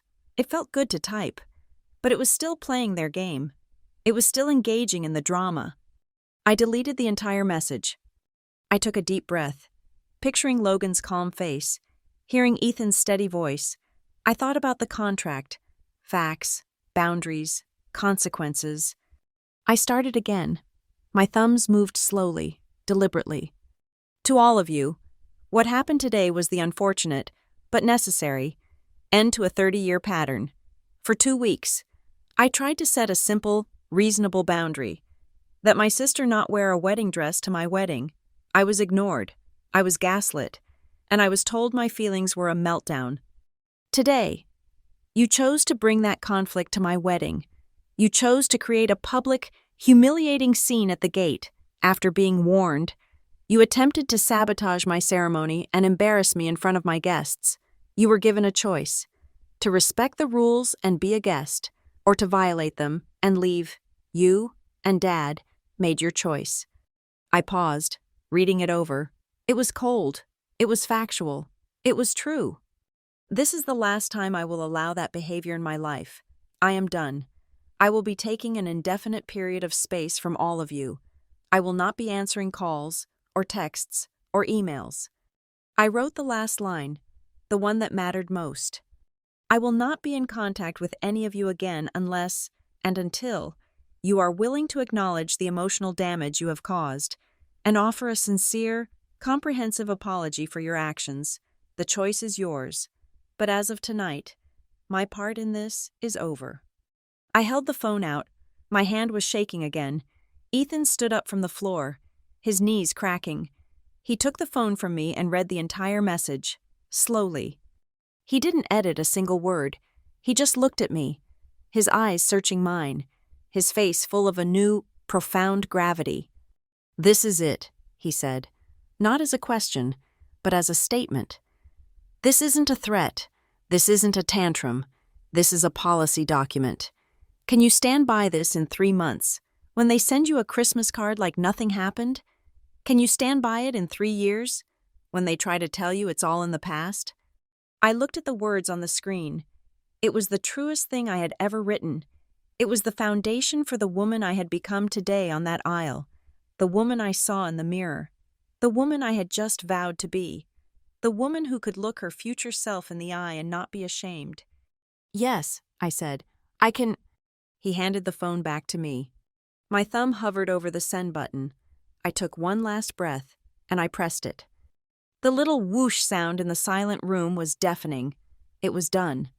Immediately, before a reply could even appear. I went into the settings for the group chat. I didn't leave it. I just silenced it. Mute notifications. Forever. I did the same for Diane's contact, for Sloane's, for my father's. I was not blocking them. I was not building a wall. I was just closing a door. Very, very quietly. I was hanging a "Do Not Disturb" sign on my own life.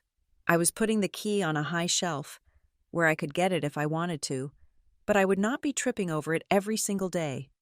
I set the phone down on the nightstand, face down. The silence that filled the room this time was different. It wasn't the heavy, anxious silence from before. It was a clean, empty, quiet, a blank page. I was exhausted. I was grieving. I was married. And I was, for the first time in my life, completely and totally untethered from my family. Ethan sat on the bed next to me. He didn't speak for a long time. He just watched the candles flicker. Then, he turned to me, a strange, impulsive, almost wild look in his eyes. "Hey," he said. "Hey," I whispered back. "Our flight to Portugal is on Wednesday. That's 4 days from now." "I know." "That seems like a really long time," he said. "That seems like a long time to be in this city, with those phones, in this aftermath." He reached for his own phone, his movements sudden and decisive.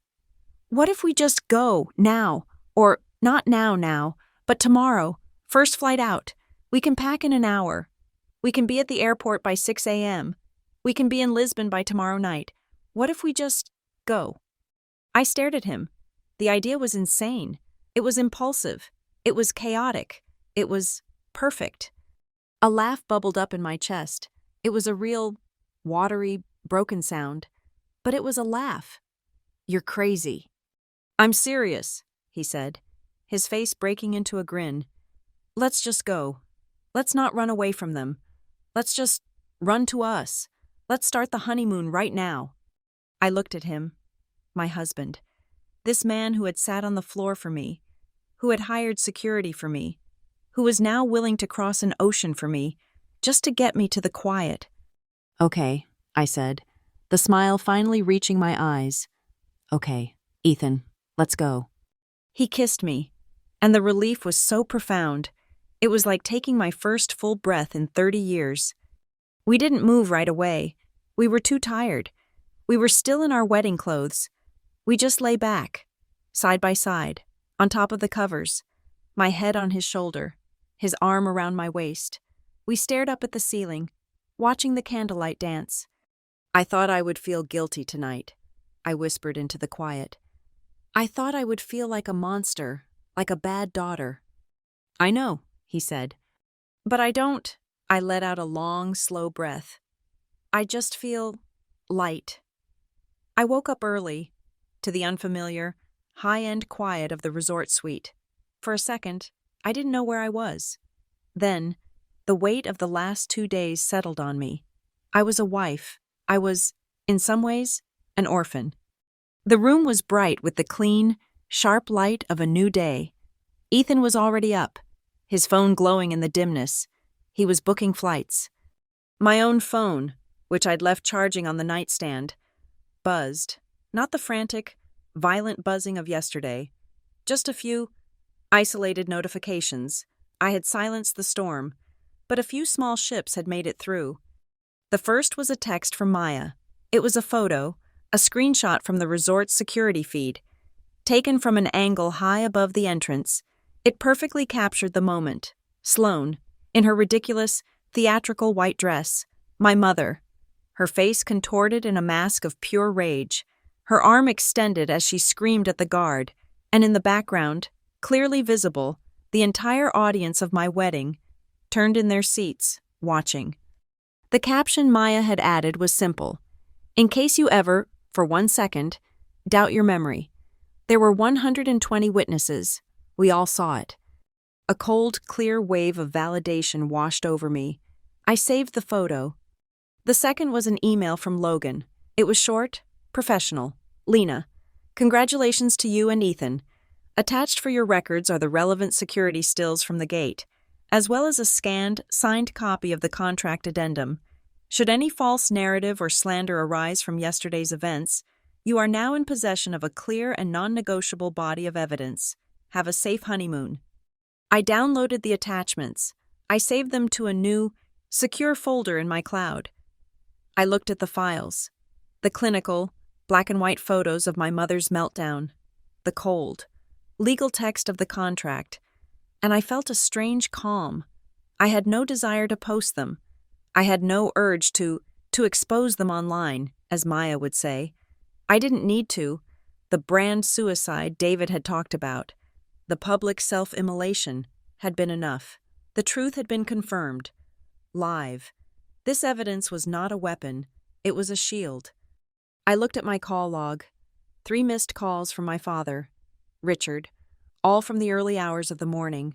1 a.m., 2:15 a.m., 4 a.m., the desperate calls of a man who had made his choice and was now, perhaps, realizing its cost. I didn't listen to the voicemails. I knew what they would be. They would not be apologies. They would be justifications.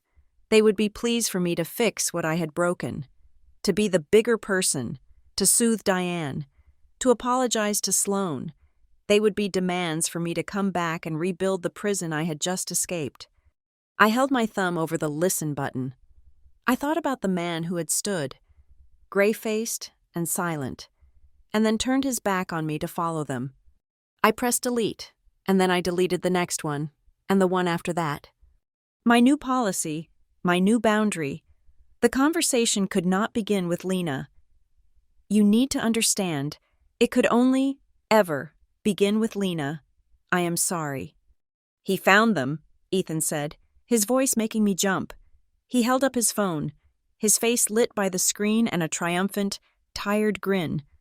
2 seats, non-stop, Denver to Lisbon. It leaves in 3 hours. We have to pack, now. The next hour was a blur. We threw everything into our suitcases, a chaotic mix of wedding clothes, rehearsal dinner outfits, and the jeans we'd meant to wear on a flight 4 days from now. We laughed, a little hysterically, as Ethan tried to stuff my veil into a side pocket. We're fleeing the scene of the crime, he said, and I realized we were 2 happy co-conspirators, making a clean getaway. We checked out of the hotel, our eyes hidden behind sunglasses, and slid into the back of a waiting cab. As the car pulled out of the resort and onto the highway, it headed east, toward the airport, taking a route that skirted the suburbs.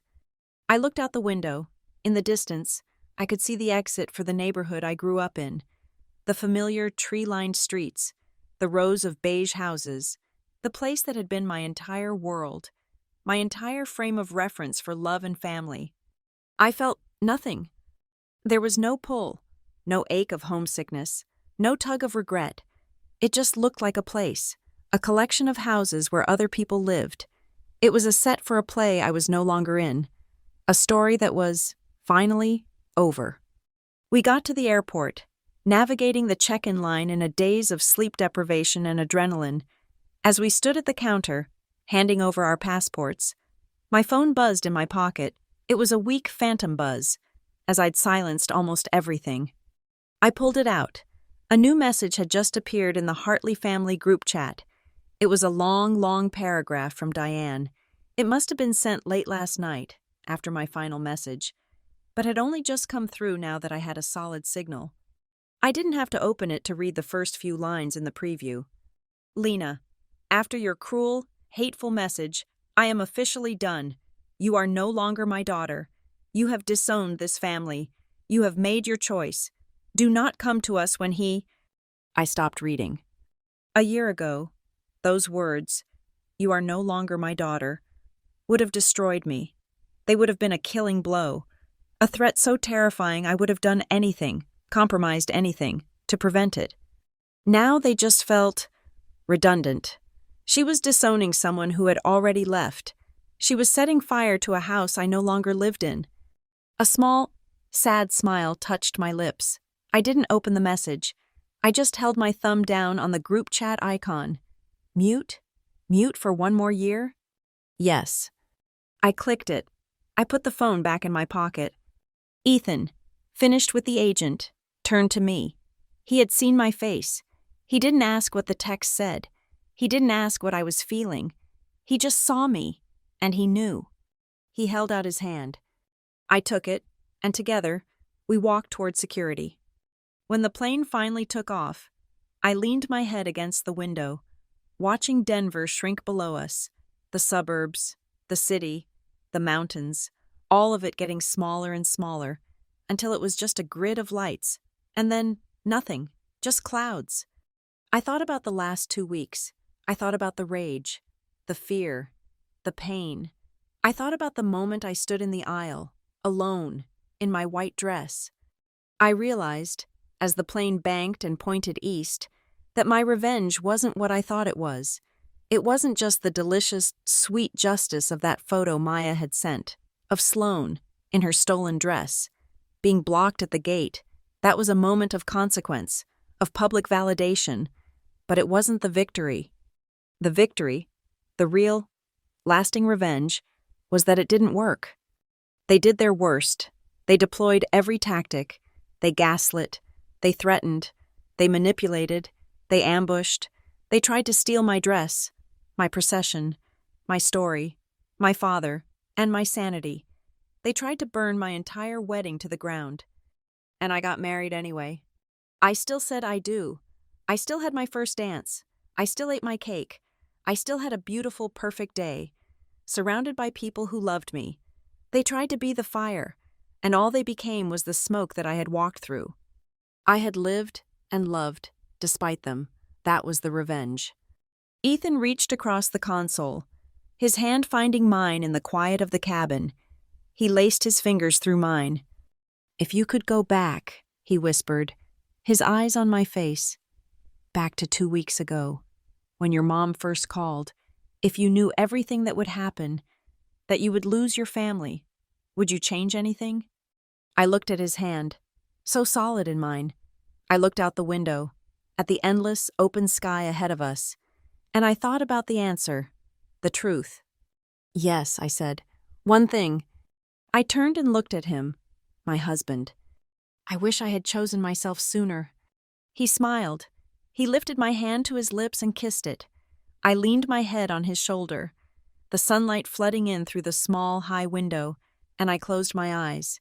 It turns out, the gentlest and most final. Revenge is living a life so happy and so whole that there is no longer any room for them to decide who you are. Thank you so much for listening to my story. I'd love to know where you're listening from. Comment below. Let's connect and share our thoughts.